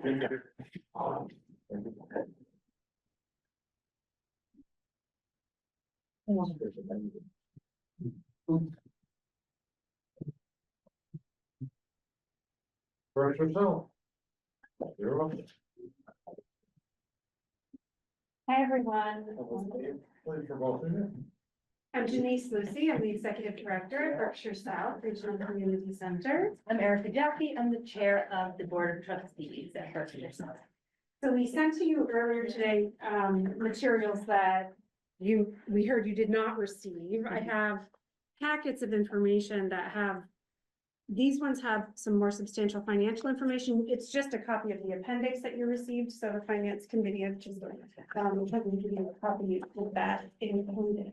I have a few extras because I can't get them online, so. I didn't get anything today, so. Oh, you didn't get anything back? I sent them the web, the online, tool for the. Yeah, I haven't got anything. I put all your email addresses, so great, then I can send the appendix on to those that don't have Yeah, it. that doesn't work at all. Yeah. Okay, maybe we could make email addresses accessible, for that. Okay, I'll send it to you. I did you not receive it? Well, I'm not,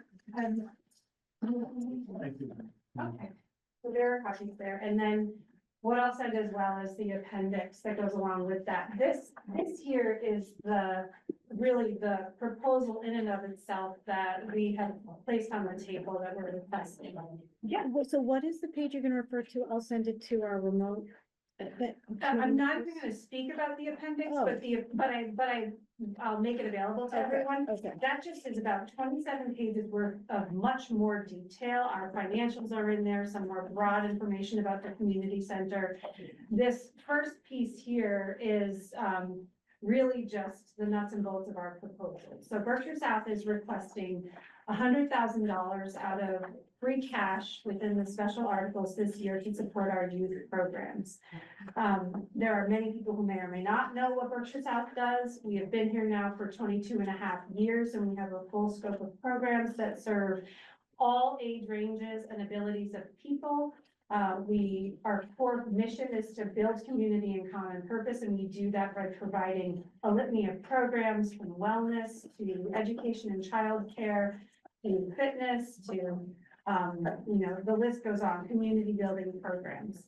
I do feel are seen as an established, critical and, tool for our community to connect. And I think that Great Barrington sees that from us as well, by way of the services we've provided to the town over the many years, the 18 years we've provided service to our parks in particular. But what we're here really today to talk about is the need that we have to support our youth programs. And Berkshire South serves about 215 unique youth over the course of any given year through our 3 different child care programs and education programs. We have an on-site preschool that is licensed by the Department of Early Education and Care that can take 20 students per day. We run year-round, 8:30 a.m. to 8:30 p.m. In the summer, we cut that back just by a half hour to 5 p.m. But otherwise, it's really a full year program, which, as parents know, is very difficult to come by when a lot of other programs shut down. Our out of school time program serves students that are school age. So those students are 5 years to essentially 14 years is what the license covers. And really anytime when school is not in session or when school can't take you, Berkshire South is there to pick up the pieces. So all of this week, we have kids riddled throughout the center in the pool every single day. It's February vacation week. Anytime after school, any snow days, we run programs. We are there for 9 weeks of the summer for summer camp, running from 8:30 a.m. until 5 p.m. So we are the longest operating daily program over the course of the summer and longest throughout the entire summer. Our goal is really, to the best of our ability, make sure that there's no gap in the program for our families. days. And I say that because what's most important about that is we're very clear about how challenging it is for the town to have a budget, especially what we just heard from Peter and from Sharon about. And we know that difficult decisions are being made around how many people in a classroom, what classrooms are open. And for us, for Berkshire South, every single time that a decision is made to change the number of students that are going into those pre-K and early K classrooms, for the parents who don't make the lottery or who just don't happen to get in that year, they have to find care somewhere else in order for them to continue on working, in order for us to keep our businesses open. And Berkshire South has always been there for the last 22 and a half years to pick up that slack. This year, there will be challenges again, and families will be figuring out, what do I do with that child? We always feel very lucky for them and very happy for them when they're able to move on to taxpayer-funded education and childcare within the school through these pre-K and EK programs as they move on. But for us, that often means that an increase in the number of students that is going up into Berkshire Hills means a massive decrease in our program, and the need for us to remain as agile as possible as that population regrows. So we've been there, catching the kids that have needed it, keeping the businesses going with the employees that are working because they have the care, and continually really having to fight this income wave over the many years. So that's really what we're hoping we can bring to you and help you understand, is that what is happening right now for Berkshire South is we have a $3 million budget. About half of that we're able to cover with our earned revenue. So our program income and our membership income. And again, be reminded that we make all of our programs as accessible as possible. So we provide over $120,000 a year in financial assistance for programs and membership so people can access those. We accept state funded vouchers for childcare, and beyond that for those who are ineligible for childcare vouchers, or who just are in that middle bracket and can't quite make it there, we provide financial assistance for those individuals to have access. That means that the other chunk of that much money, that other $1.5 million, we have to go out and fundraise for. We are writing our grants. We are working as hard as we can to obtain state funds, which are now very questionable. We receive I would say about over $70,000 a year that are coming in for specific grants, and another $90,000 a year that's coming in for what's called child care stabilization funds through the state for students to attend those programs. And if all of that goes away, I could guarantee you we won't be able to run a program. Like, I'm not really sure how Berkshire South could continue to sustain our programs if we lost $170,000 in terms of our childcare programs. But what we can tell you is what's in this proposal here. And if you look to the very back page, there are some general pieces of information here that give you a snapshot into Berkshire South. If you haven't been there, I invite you to. I know that many of you have, and I wonder how the birthday party went this weekend, then, thanks. But Eric is going to tell us a little bit about how we got to this number here. $100,000 is a lot to ask, especially when we haven't been at the table before, but we didn't do that lightly. Overall, for what Berkshire South does, we see about 50% of our participation in absolutely everything. Our membership, our programs across the board is about 43% Great Barrington and 7% Housatonic residents.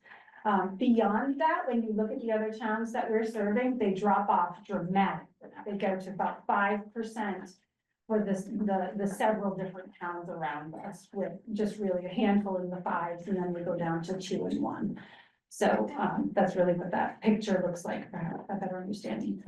Sure. So we wanted to just clarify a little bit, our purpose in order to come up with that $100,000 number, which to Janice's point does sound big, but it is really just a small part of our total budget and also what we put towards youth services. So if you look at that last page, our total that we spend on youth services our total cost is around $557,142. That's the cost of our Sunshine Preschool plus out of school and after school, and then day camp costs.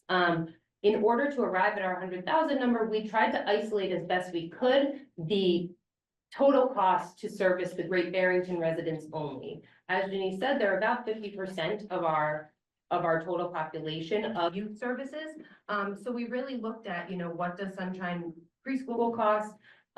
We realized that it's about $46 per day per child. And then the annual expense per child per year is about $21,000. Then if you go down to our after-school program, same thing. We just kind of ran through these equations for each one. The total that we spend, our total cost for youth and education services to Great Barrington students is at $279,358. Now, that number is not exact, even though it sounds pretty specific. We looked at a 3-year average of the last 3 years. So again, that's not including any of the forecasted increases that may come our way as far as cost goes this coming year. But in order to get like a really clear picture and also kind of err on the side of going lower rather than higher, as we know it's a big ask for the town, we decided to look at the last 3 years of our enrollment. So that's just a little bit on how we got to that $100,000 number. So you'll see that that's less than half of what we're spending to service these Great Barrington kids, many of whom are not, they don't get into the Muddy Brook lottery, and then they have to find their preschool care elsewhere. So I'll start with the questions. Great Barrington is about 50%. Are you going to other towns to ask for money? We are. And We're how are you focusing- doing that? We're focusing in on those top 5. We already have a request and a commitment from the town of Egremont. We will also be going to 3 of the others. We're going to Sheffield, Stockbridge, and Monterey. So they come in at 5, 5, and 4%. And so we're going to those ones as well this What year. happened, 5 and 4, what happened to the other 35%? So they're much smaller amounts, there's like 3% or 4% in Lee. We're challenged right now by the idea that Lee is trying to build their own community center at the same time, and so we're trying to really make as much headway as possible without the, and then really it's the village of this, or, they come down really small, so to pieces. So we want to make a strategic approach to those first that we were supporting and with most impact. Question, go ahead. Later than AM. I have a question. So you are showing a cost, but you are not charging for the children at all? And We are charging. so what are you earning here?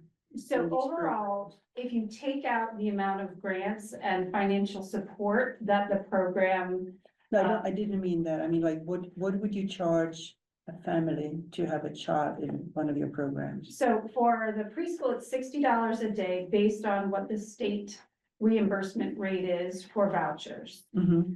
Not all students are full pay. Right, of course, yeah. A number of them are on financial assistance, a number of them are on vouchers. Right, But the average is $60 a day. $60 a day you would charge Mhm. here, whether it's coming from the family or from the state or whatever, some of Right, and if it has to come from Berkshire South's financial assistance, Mhm. that's money we have to go raise. That's the job, yeah. So- And the other question was, what is included in the cost? Like, for example, the Sunshine Preschool cost, it says $46 expense per child, which Mhm. seems a little bit high to me, frankly.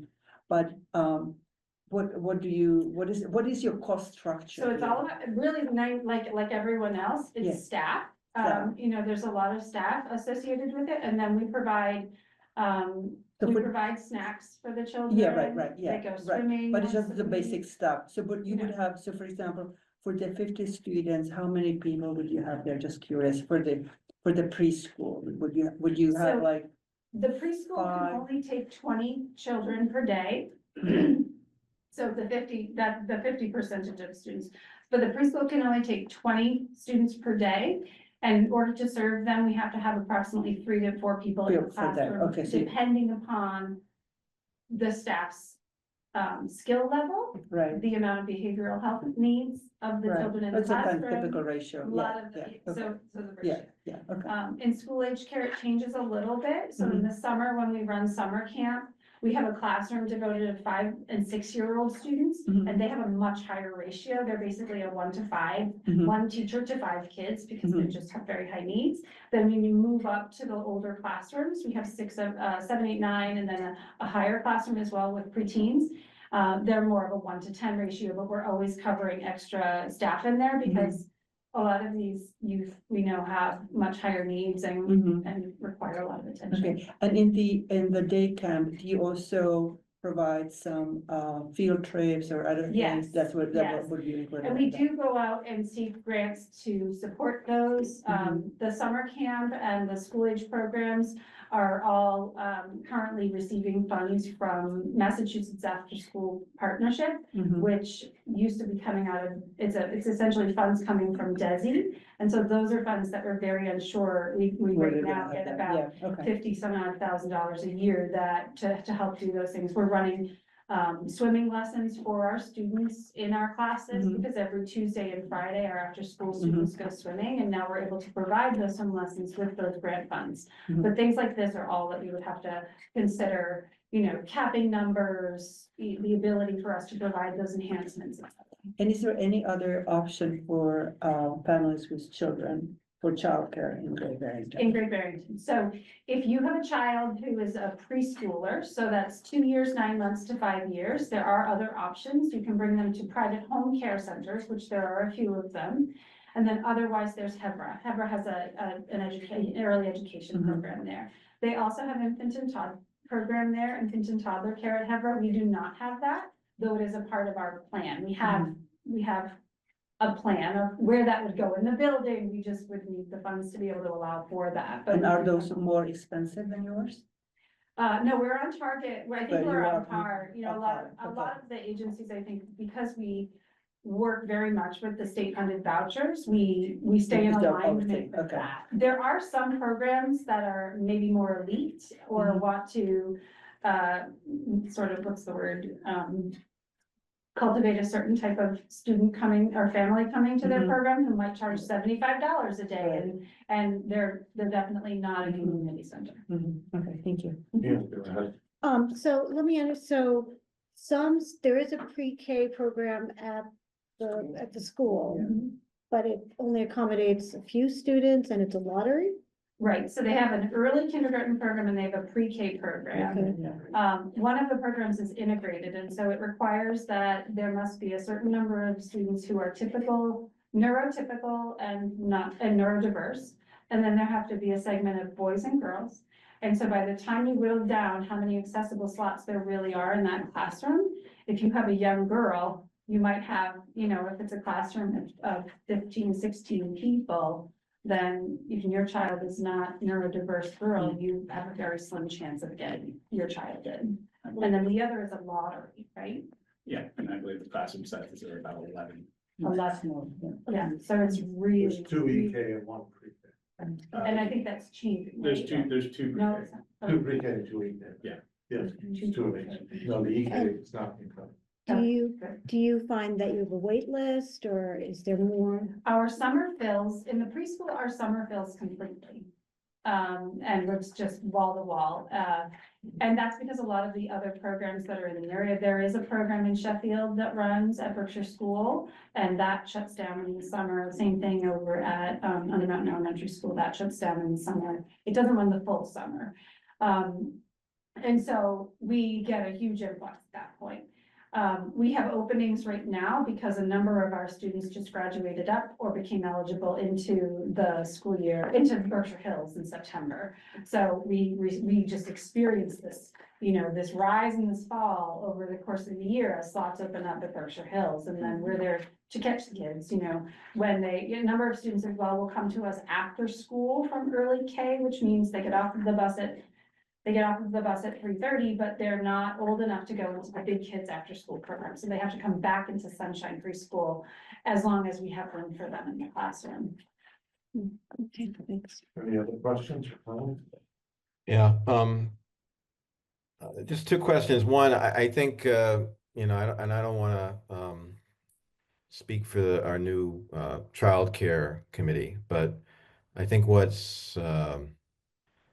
what would be very helpful in this conversation, and I don't think it exists, is basically some type of summary or report on the variety of daycare, childcare options that are available in the general area. And I've participated in a very brief conversation on this topic about 6 months ago, and it is quite a complicated list, as you have mentioned, where, there's an array of programs at different pricing, different levels of government subsidy, different types of availability, partial day, full day, school year, summer, and they all kind of overlap, and it's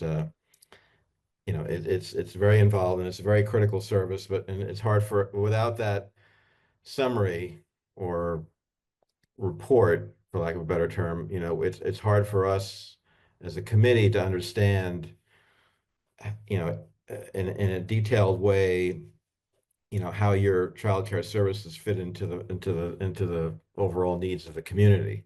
So I'm not criticizing you, but it sort of highlights the need for, sort of an overall view, and perhaps that's one direction that our new childcare committee might go. Second, and if you haven't already done so, can you provide the full list of your, of the families you serve broken down by town in the area? I know you've been very clear. It's about half Great Barrington, and the other half is sort of small pieces in a variety of towns, but it does add up to 50%. So it would be helpful to see that list. That together and produce that for you, Phil.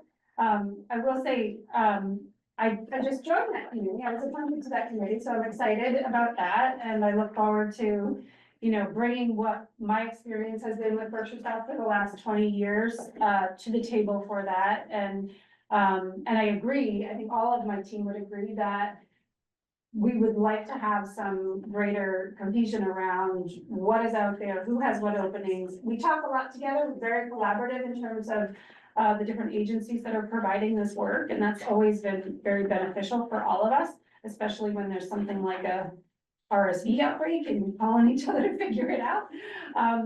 But when you look at the amount of students that are in Muddy Brook Elementary School alone, and if there's 400 students, and if Berkshire South is serving 200 unique students a year, and half of them come from Great Barrington, then I feel very comfortable to say we're serving about a quarter of Muddy Brook students in their out of school time and early education care needs.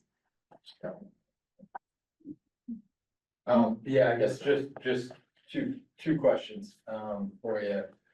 One is just general fees for a person that doesn't qualify for anything. Is that, I'm sure you already analyzed that, and that's market rate. Yes. And then to follow up with whatever may happen to Simon's Rock and that gym, if it was to close, do you expect any increased uses there and families? We do. What's interesting about, so yes, we are, we function based on the model of what the state vouchers provide. And there have been great investments on behalf of our state or in early childcare. And so we feel it is doing a good job. It's not fully covering all of the costs. And so we do still have to go out and find these grants, and individual funders. We're funded by the Berkshire United Way, in addition to these other grants that come in from many different places to support us.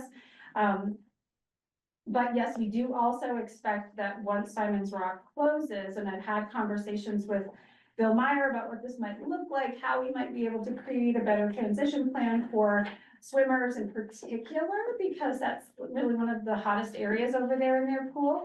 They don't have youth memberships, right? So Berkshire South is unique to that service. And so, yes, we're thinking about all of that. We're thinking about how is that going to impact the traffic in the building. It's also one of the reasons why I feel like I've been at Berkshire South for as long as I have, is that the ability for me and my family to walk into a building that is fully diverse of people of all ages, sizes, abilities, and from all different areas. I don't think that there's any other place other than the hospital and the school where you can get that diverse experience. So the way you look at this budget line or this ask is basically to just consider it going towards the youth services. Correct.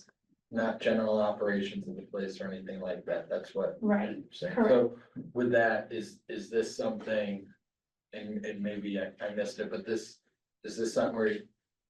Are we, if it was approved, are you coming back every year? Is that the thoughts, or is this? You're having a little fluctuation with the budget this year and it might be just a one-time ask? So we're working really hard to get a balanced budget. This organization, not unlike the ambulance company has experienced what was really a poor business model, and we've been trying to recover this 10 to 12% gap that we've had annually over time that then became increasingly more difficult to deal with after the pandemic, after costs arose and staff went away and everything else. So we do have an annual operating gap of about right now $400,000 to $500,000, and we're working on that by many different avenues. Erica just joined our board last year as the board chair. She is the granddaughter of the founder of the organization, Ed Jaffe. And with that, separate from and with that, she has brought on 5 new board members in this past year, all with great skill and capacity to be able to support our work. We're having incredible discussions with new donors that we've not been able to have before. And we're really doing very deep work within looking at the financial health of the organization. There are new subcommittees that devised that are working on that, really picking apart things in partnership with the staff in a way that hasn't happened for many, many years. So, our hope is that we wouldn't have to come back year in, year out. But we do also believe there's a great benefit to the fact that our town, who receives a great service from our organization, would be able to support it to some ability moving forward, knowing that without these services, these students would not be caught. These families would not be served. Any other questions? Thank you very much. No, it's just a comment, that kind of to Phil's question about getting the overall view of the services available. I agree that I hope it's something that the committee can kind of do. I will say from personal experience, as a parent of a young child who applied to many of the places that we mentioned tonight, I think we kind of got a comprehensive view, just kind of in your rundown. And this kind of service is essential to keeping our economy going. I truly believe that, so I hope we can find a way to. Yeah, and I'll just say this, and Erica and he's going to support her herself. Well, having said this, we cut out grant and aid for 35,000 last year, and granting this will open up a door that we may or may not want to open up. There's probably 10, 12, 15 other organizations that are also in the same boat and are important to this town. And can the taxpayers afford to do that? So it's gonna be a tough decision for us to make. Thank you very much. All right, thank you. Thank you all for your I'll send the appendix out to Steve. Can I send it to Steve? Can I have your email or? No, I think it's to Chris, yeah, and he'll forward it to all of us, yeah. Well, Chris will send it though. Yeah, exactly. Just don't send it through the web. I know. Thank you, have a good, safe drive home. It's good, I get my signals. Doesn't work for a year. And just, down there and looked at it, but it was working fine. Built without anything underneath, it's around everything. Okay, moving on to capital, and we have lots of time. So probably the best thing for capital is to go through the list on tab 7, just to keep it by department. And maybe we'll start with fire, Scott's on the line.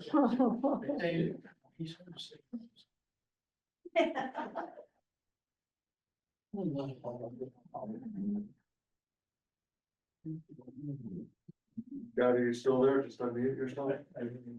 Texted them, I hope he's still there. There he is. I am. We've got, radios proposed here for fire. Scott, you want to talk about that? You said radios, correct? Yeah. Okay, Yeah. So we looked into, purchasing new radios. The, state 911 has recently taken over the Berkshire County Dispatch.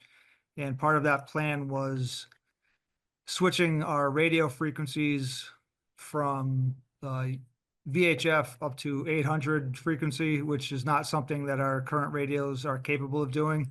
They operate on a different frequency, and they can't be programmed to the 800.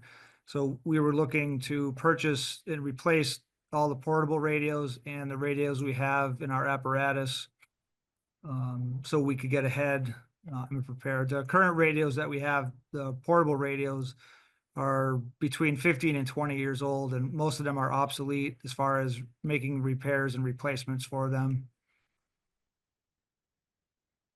It has to be all or nothing, essentially. You can't kind of integrate new models in with the older ones over time.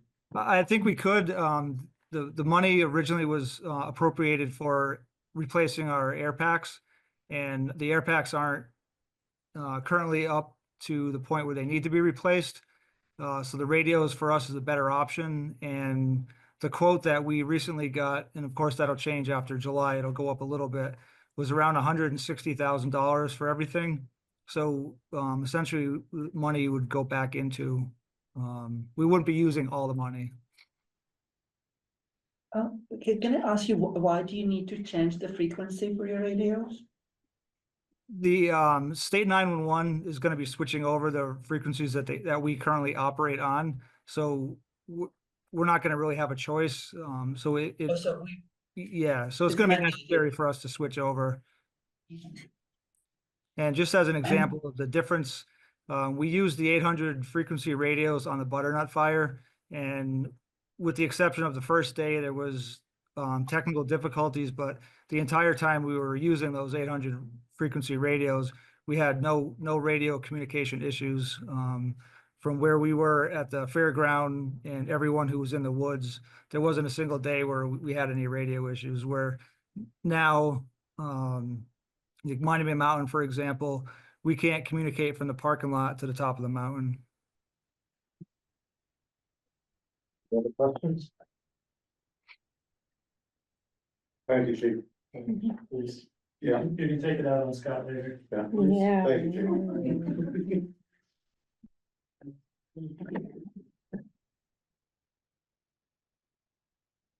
And just real quick, just please call me Adam the sign. There's a lot of tails got thrown out today. I'm totally good with it. I'll start it out, 2 cruisers, to the tune of 127. I got the quotes. I'm sure everyone's probably gone through them. Kind of the same as always. Looking to, replace one and retain one. So purchasing 2 new, but only trading an older one. I think now is a perfect opportunity, given the circumstances that we had recently and what we've seen with, we're always short cruisers, both for our own operation and also detail vendors are requesting them almost every day, and we can never fulfill that. We do bill that out. It's not a lot of money, but it is something you bill out. So we have the 2 cruisers, got the e-bike that the chief spoke about earlier, and we touched on the drone. We got some earlier questions during operations. This particular drone, again, it's all weather. We found that we were grounded by the rain during the fire. That would have been a huge help. This particular drone, a little more heavy duty. It's got a payload capacity. Again, nothing huge, but we're looking at, it can drop an EpiPen, it can drop a small radio, it could drop, a tourniquet. So that's something very interesting as we look at the more rescue type applications for it. If I can run an EpiPen up to the top of Monument, while everyone else is making their way up there, that could make a huge difference. So those are 2 things. It's all weather and it's got a payload capacity. Go ahead, yeah. I do want to acknowledge that last year we asked you to delay on the cruisers for a year, and I appreciate that. So I understand why we're on 2 this year. And then in terms of retaining one, I just want to be, so right now there's 9 on the fleet, is that right? Yes. So 9 total vehicles. These would be, we refer to these as line cars. So these are our Line cars. 24/7, Okay. all day, every days. They usually have about a 2-year lifespan. I know it sounds terrible to say it that way, but we're driven by the powertrain warranty. We don't like going over 100,000 because things get really, really costly at that point. So again, the one that was cut last year, I hate to say this, we got lucky, it was crashed. And it got say it that way, but nobody was injured. Very, very minor crash, we thought, but unfortunately it was an older vehicle with a lot of engine hours, and it sustained some, I would say moderate damage, so it was replaced on an insurance claim. Wow. So now we found ourselves, well, okay, great, this vehicle was way over its service life anyways. Here's a good opportunity to increase it by one. It helps out with we're always short one, it seems like, with either maintenance or training and or if people get called in 2 hours early because there's a huge storm, I find myself, okay, they're running around with either their own cars or we're doubling up. If I double up an officer, that does no good for us. I need them to be as mobile as they can. So it's interesting that But we this found isn't- ourselves with one recently replaced insurance. And now I can look at maybe possibly day to day, using them a little bit differently. So we could try to just get a little more out of them in that 2 years. But again, it's for me to look at, again, if this even makes it to the, Well, and again, I remember really appreciating last year that you were willing to defer for a year, which last year was a tough year too. I guess I just want to say though, this doesn't mean that there's then gonna be 10 in the replacement cycle, right? 11. No, that's that. Okay, it was, And remember, one of them is the Comfort Canine, Yes, which no, I that remember we that. bought through donation, Right. so that it wasn't any impact on the town to purchase that vehicle. but it is now in the replacement cycle, right? No, Oh, it's not? no, what we would do is probably the same cycle it out. So as one of the older ones, Oh, we would okay. probably utilize that and whatever that value is, we Oh. would try to raise and reimburse the town. All right, So okay, that's all what my plan was when I proposed that Comfort Canine program, no cost to the town. I pledged that and we still want to continue that. Thank you. So Okay. with the generous donations that program has received over the years, we hope to be able to continue doing that. All right, thank you. Any other questions? I have a question on can you explain just a little bit more what the life of the vehicle is? Is it by mileage as well as by years of service? Can you just talk to us a little bit about how a car is used up in a couple of years? So I guess I look at a variety of things. The one thing we look at is the powertrain warranty on the Fords is 100,000. We try to stay right under that, because again, the repairs get costly. The years, that's sort of just sometimes a model year, depending if a car gets approved this fiscal year. Maybe I can get a 25, maybe we're into 26. So the model year car sometimes isn't an accurate depiction. The biggest thing for us is the engine hours. We try to use that, the 33 mile is kind of industry standard. Again, we're not taking road trips to Disney where these are static vehicles, a lot they're offices. You know, they're mobile offices, or we find our engine idle hours are extremely high, and that's kind of what dictates when these vehicles really, the service life does end, which we think would last longer, but that's what we're dealing with. The nature of police cars. Well, I'm a person, I mean, I used to work at the district attorney's office and I work with law enforcement all the time. I mean, I'm cognizant of all that you guys do, and I want to be sure that you have vehicles that fulfill the need. Just so that I fully understand, this would be the addition of 2 new cruisers because one was crashed? Is that where we are? No, so the crash one has no real impact on what we're talking about as far as the budget. I'm just trying to paint a picture that we have this one now, and we're in a position that these 2 replacement cars that we're asking for now, Right. essentially, we would only trade one old vehicle. It's an opportunity for us to get the line car addition by 1. Your replacement Great. schedule was 2-1. 2-1. 2-1. So we're a year late for the 2, but here we are. So fiscal 22, we took a cut, and last year we took a cut. So we had 2 little ripples, and we just kind of worked those out down the line.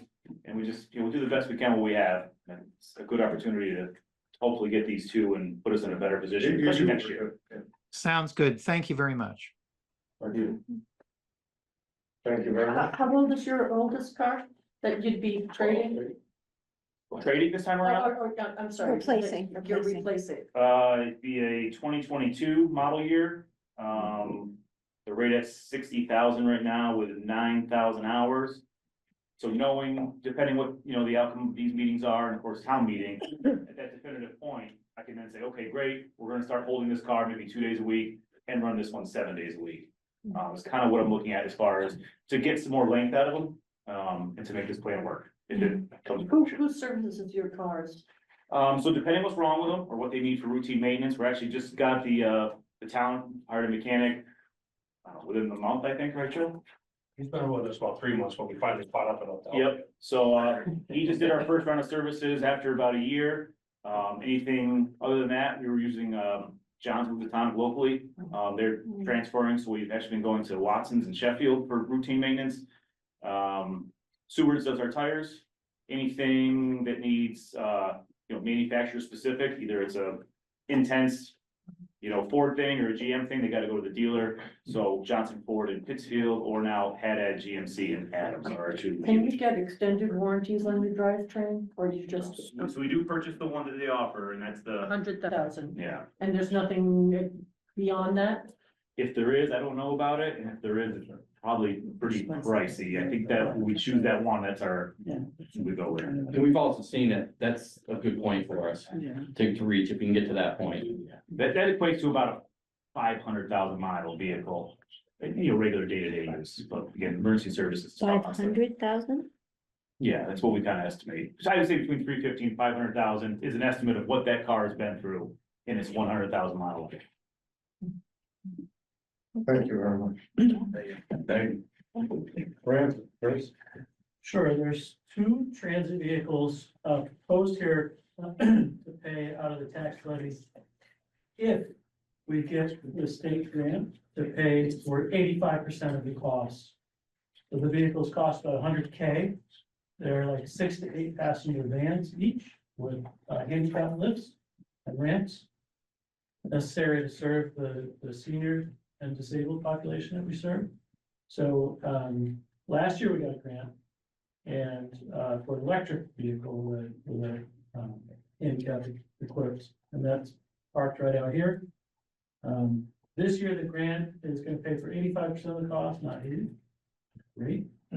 So this is 2 vehicles at about $14,300 each in the town, and the state pays 80 to 90,000. And Chris, what are we using the vehicles for? This is for the senior center or? This is for senior and disabled transit, to medical appointments. So is it part of that micro transit thing we have, or is something different? Yes, it is. That's The micro who transit, would use who it. would be using it That's right.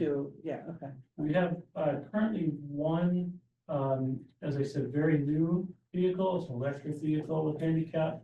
One very old one that was transferred from the town of Newbury, I think, to us, that they weren't using. It's needed a lot of work, unfortunately, and I'm not quite sure how long it will have left. And these are again electric vehicles we would be purchasing or? We're proposing that perhaps one of these 2 would be electric. We find that our charge time is not really fast enough to keep up with To make it our work. ride demand, so we may do a conventional fuel vehicle. No, 2 hybrid? conventional fuels. Okay. They're like a Ford Transit type of a van. Yeah. And don't if I recall, when microtransit started, I mean, we're obligated to provide transportation for those who might need specialized transportation for medical appointments, is that correct? It's called paratransit, wasn't that? There is paratransit. It can be very limited and excessively costly. Oh, I understand. Okay. So this would be separate from When paid paratransit. individually, so essentially the microtransit program Underwrites paid the- substantially through federal and state DOT grants helps offset that. When Southern Berkshire Elderly Transportation folded in 2021, the senior center, along with the town manager at the time, stood up a local senior transit program using handicap equipped vehicles at Berkshire Regional Transit Authority. And so we paid them, we leased vehicles. It was a fairly complex program, and we're slowly transitioning that out to vehicles that we can control Yeah. ourselves. Okay. Any other questions? And there's no issue with the funding, correct, from the state or federal? Well, we haven't heard, the grant application for these 2 is in, we haven't heard yet. You don't know whether we are gonna receive it or not. No, we should hear by town meeting. I think we Okay. heard by town meeting last year. Yeah. Yeah, so if the It's- grants it's- don't come in, Then we don't do don't it, yeah, I hear you, yeah, okay. Technology. Technology file server, I believe it's for town hall. Unless it's for the police station. Oh, no, ours just came in. Yours just came in? Yeah. Absolutely necessary, file server goes down. We're crippled, so that's an essential need there.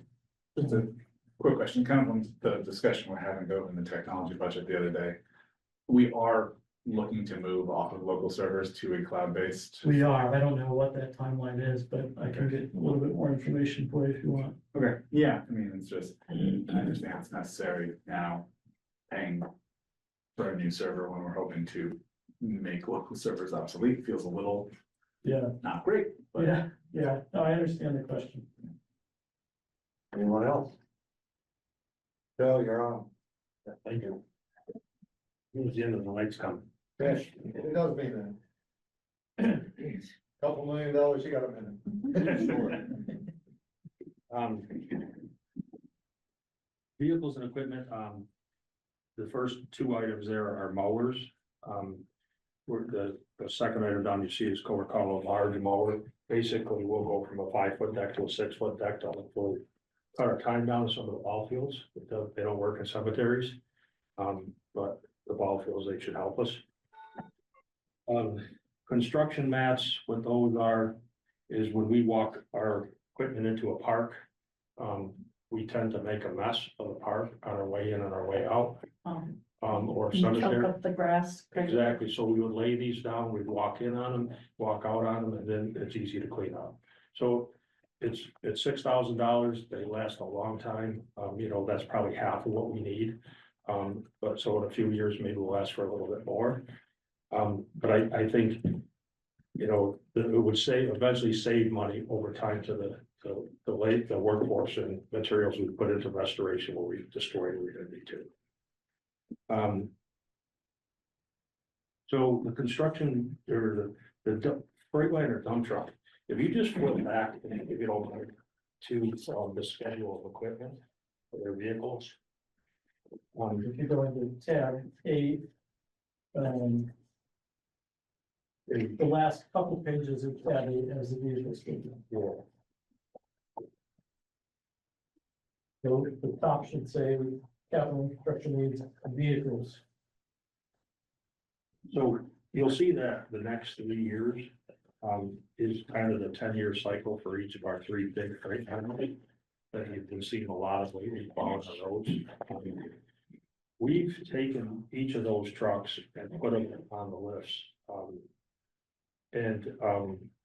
We feel we could push it out. What we're seeing right now, we could push that tiered schedule out a year at least, right?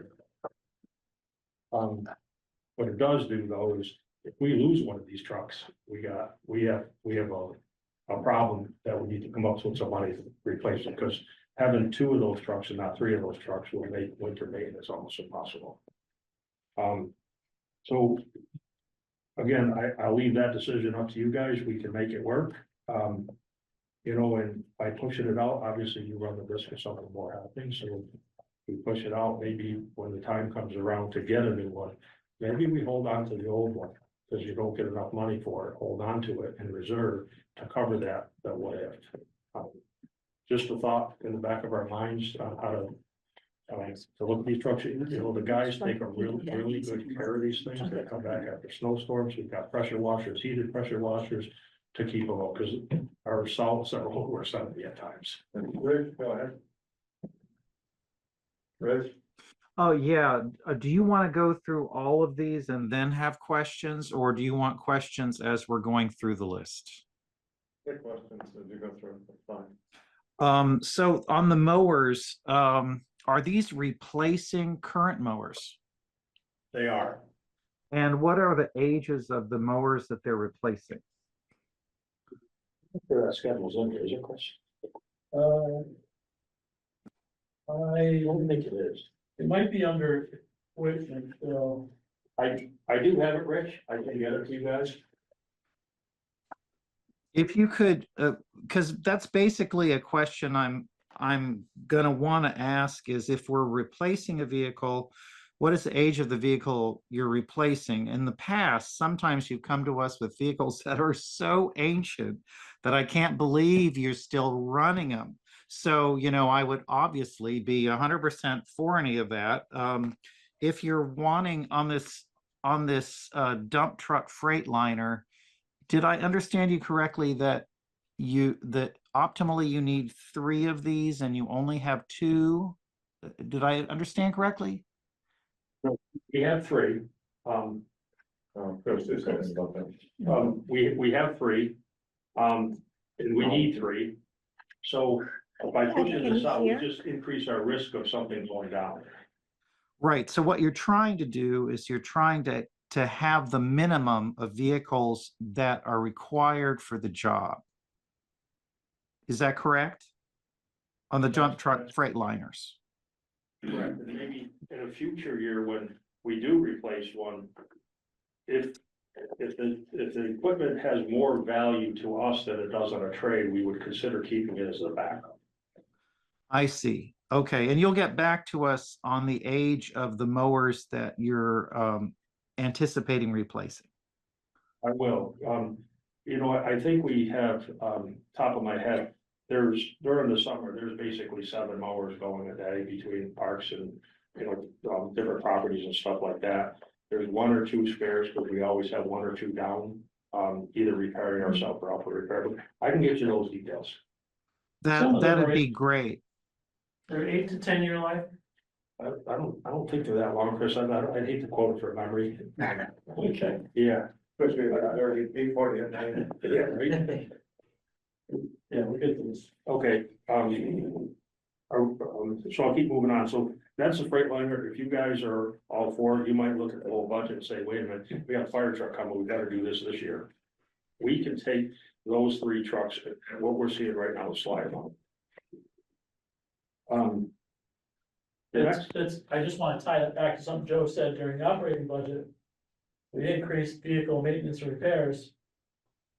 So, we just want to make sure we're covered. One, we can't really reduce one and not fund the other, so keep that balance in mind.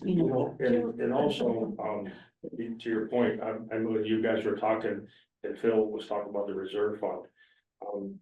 As you can see with the price of one of these trucks, 100,000 of the reserve fund pays for the tires. Joe, can I just clarify, when you were saying if we're thinking about eventually also needing a fire truck, you could push them out for 1 year or push them out for multiple? Right now, my plan is to push it out for 1 year, because what we did is we took all 3 of those trucks, and believe it or not, they're a year apart, and we got underneath them and went through them. And they're all in good shape. There's some minor stuff that we can see that we can take care of. So, for $1,000, $2,000 worth of extra maintenance, why buy a truck? Yeah. But the thing is, it's a little bit of a gamble. We've replaced about 10 years and we've never had problems, but we're not in that position any longer. The other choice we could do, which I'm not sure if it makes sense or not, is to borrow this year, skip next year, so that years down the road, it's not back to back to back. It would give it a little bit of a break. And that's another thing to think about. And we can put it on the list this year and have the ability to borrow and not fund it if we don't need to, and then use it the following year. Just remember, funding it sooner, having the authorization will help order the truck. These things take a long time to get and get in. That's the other thing. So having the authorization and starting the process may be a wise. I think. The excavator, that's a new item to our fleet. I don't know, Chris, I sent you the quotes and stuff, but that had a cut sheet in there on the excavator, but it's basically a wheeled excavator that we could use year round. Cleaning our ditches, which we hire contractors to do at times. We did a bunch of culverts this past summer on 41 in preparation for the paving project. Again, we brought a contractor in where we could have did it. So you don't have an excavator? I'm sorry? You don't have an excavator? We have a tractor backhoe, which is basically a tractor with an arm on. We have a mini excavator that y'all funded a couple years ago, which has aided in what you've seen in our parks and stuff like that. Right. We use it all the time. Trees, we plant trees all the time with it. So we don't have any real excavators. Wow, okay. Just the mini. So like, if we had this here right now with the storm we just went through, that machine could be used to walk down any one of our streets, because you know, as we plow the streets, we plow the snow up the sidewalk. Then we try to run a machine down the sidewalk and you push it against the building, or you end up with this pile that people have to crawl over. So like tomorrow morning, we're gonna try it with our mini excavator at 5 o'clock in the morning. I'm still here at 5 o'clock at night. But we're gonna walk the mini excavator down Railroad Street and pull that snow into the road and clean it up. So this machine would be the perfect machine for that. We'll, you know, try to make it work with our small machine. We'll hopefully be successful. So this machine has a lot of, you know, uses throughout the town, and, by leading the team, you know, and how to use these things and how to be creative with them, the attachments you can put on them, we're getting more work done with the same forces we have. Right. So on the excavator issue, when you were talking about all of the work you were doing where you had to rent excavators, what is the cost of renting a machine like this over time for a lot of work, as opposed to purchasing one which has you know, a shelf life? Oh, let me answer your second, or let me make a comment on your second part first. The shelf life of something like that in the construction business could be probably 10 years. With us in the town, it could be 20 years. It could be what? 20 years, 20. because we'll take care of it, you know, and not that construction people don't, but they work it for everything. For your different hours. It's a different type of work. You know, kind of like our loaders, you see our loaders lasting a lot longer than you see them in the construction industry. Rich, off the top of my head, the rental rate, when we have a labor and materials contract, with a local firm, I want to say it's $1,200 a day. And that's with an operator, so you gotta take a little piece of it, but you're probably paying $800 or $900 a day for that. Right. So, I mean, you're looking at using this for many years, for many possible uses. Right. Correct. Okay, thank you. You know, and originally the highway staff, when we looked at this a couple of years ago, and I suggested it to them, they weren't really game for it, but as the highway staff and the buildings and ground staff have kind of upped their game a little bit on different projects we're doing, they see the value of this. You know, it's like, we all drive down 41, you know, just north of like the Welcome Street area, and there's the ruts in the road, it always fills up with water, and it's splashing all over the place. And the guys go up there with shovels in this type of weather, try to cut those ditches. Where if you had something like that, you would do it once, it would probably last you all winter. Right. You need special licenses and Training. You do.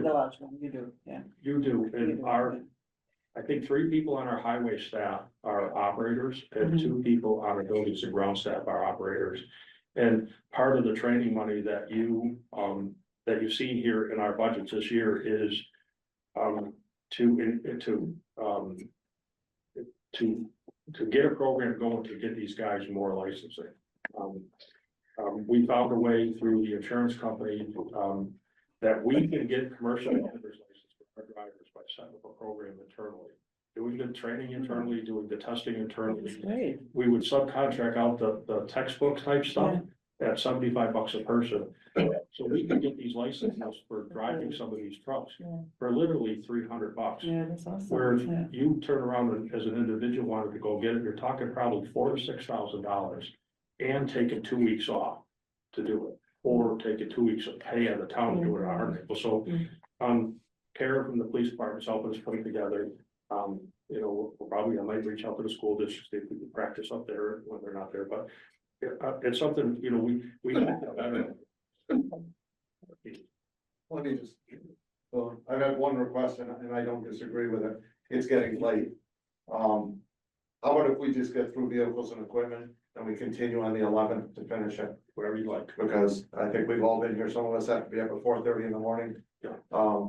And I think I'll do justice to you too, Joe, because we're gonna start to wander and we have a lot of questions. So we'll start, and my other request is we start the meeting on the 11th at 5 o'clock, if everyone can make it. Yes. Indeed. We started this at Oh my six, when I God, got can this you far. imagine? Yeah. So Joe, we're just gonna put it through the The utility. students will be devastated again. Yes. That I can't set up classes I'm anymore. sure they will be. The cemetery dump truck is a truck that was actually slated for replacement in 2023. We kicked it down the road a little bit. It's really falling apart at this point of the game. This is what you see in the far column, SRF. Yep. especially- Oh, right, I remember we talked about that. especially We have when they're doing- special money for that, yeah. Right. The F-350 pickup truck is just replacing a current truck. The utility van is a new addition to the fleet. And the sole purpose of that is really, we have a guy in the buildings and grounds that just basically what he does is clean and take care of the buildings every day of the week. And he's running around with whatever pickup truck, dump truck he could find as an extra truck. So it's very difficult to stock it accordingly. So we're finding him, oh geez, I don't have toilet paper. I got to go back to the highway. We'd be able to stock it up and, and replenish stock in the buildings and things like that. Again, I think as time goes on, if we were to do an analysis on it, it'd probably show it's saving most of the money we're looking to spend.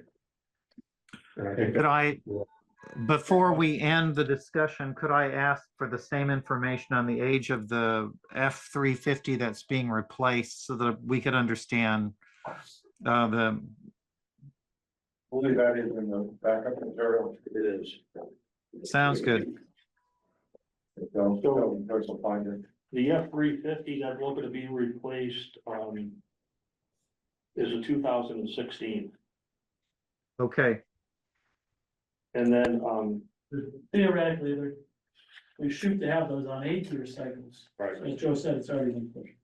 and then the F-550 dump truck is a 2050. I mean, where do you see rust holes in the cab of the truck, on the top cab of the truck? That's what this truck has. right. Okay, thank you. Okay, any other questions? So if you need estimates on capital equipment, we can get those to you. We just haven't bogged you down. If you want to see them, we send them. Okay. Can I just ask a couple? So when we get to streets, bridges and culverts, there'll be a breakdown of that 14 million. That breakdown exists. Okay. Joe and I have already been talking about how we might change that and bring it back to you. So Oh, you may okay. see something different on the 11th. Okay, and then there were some adjustments, like the health insurance. We'll come back on the 11th with adjustments. Yeah, adjustments that we know are happening. Right. Show you. Right, we haven't voted on anything. Right, no, I Show you understand. Replacement pages based on what the school is or what it may be at that Okay, time. that would be great. Thank Hopefully we'll you. have free cash certified. Ellie's been pushing the state on that. So there's sort of a lot of pieces that are still hanging, and we hope to have that information for you, so you can have a pretty robust discussion at 11, starting with capital. Yes, I have a very, At 5 o'clock. very simple question. So, let's say we are gonna go through the budget. There's gonna be a school budget, they both come for a vote, right? It's a, So what we'll do, and then are we doing also we have to do the override vote at the same time? Or no, the override, what is the timing of all the this? override is not our vote. It's a balance. No, I don't mean ours. I mean, is it going in front of the voters at the annual meeting or no? It's a ballot vote at the election, and not a vote at town meeting. Oh, it's not at the. No, it's a ballot. Oh, there's a And ballot. and whether it goes or not, depends how much we come. No, I understand it, but, oh, I just wanted to understand the timing of it. How we structure the town meeting. You know, there's a lot of moving pieces to how you structure Right, town right. meeting and contingencies, because town meeting happens first. Then the ballot vote, or if the ballot vote doesn't pass, we have to have another town meeting. But, right, but the So ballot you're vote would trying go to think about afterwards. then. Yeah. Yeah, okay, Rich, do you have a that's what I was surprised, yeah, okay. Rich, do you have a question? I just have one question. With the additional pages that you're going to have available for us on the 11th, can we have them a few days early and know which pages they replace? Yes, we'll shoot to have all that a couple days in advance at least. That's excellent. Thank you so much. Citizen speak time. Media time. And I'm consulting the art journal.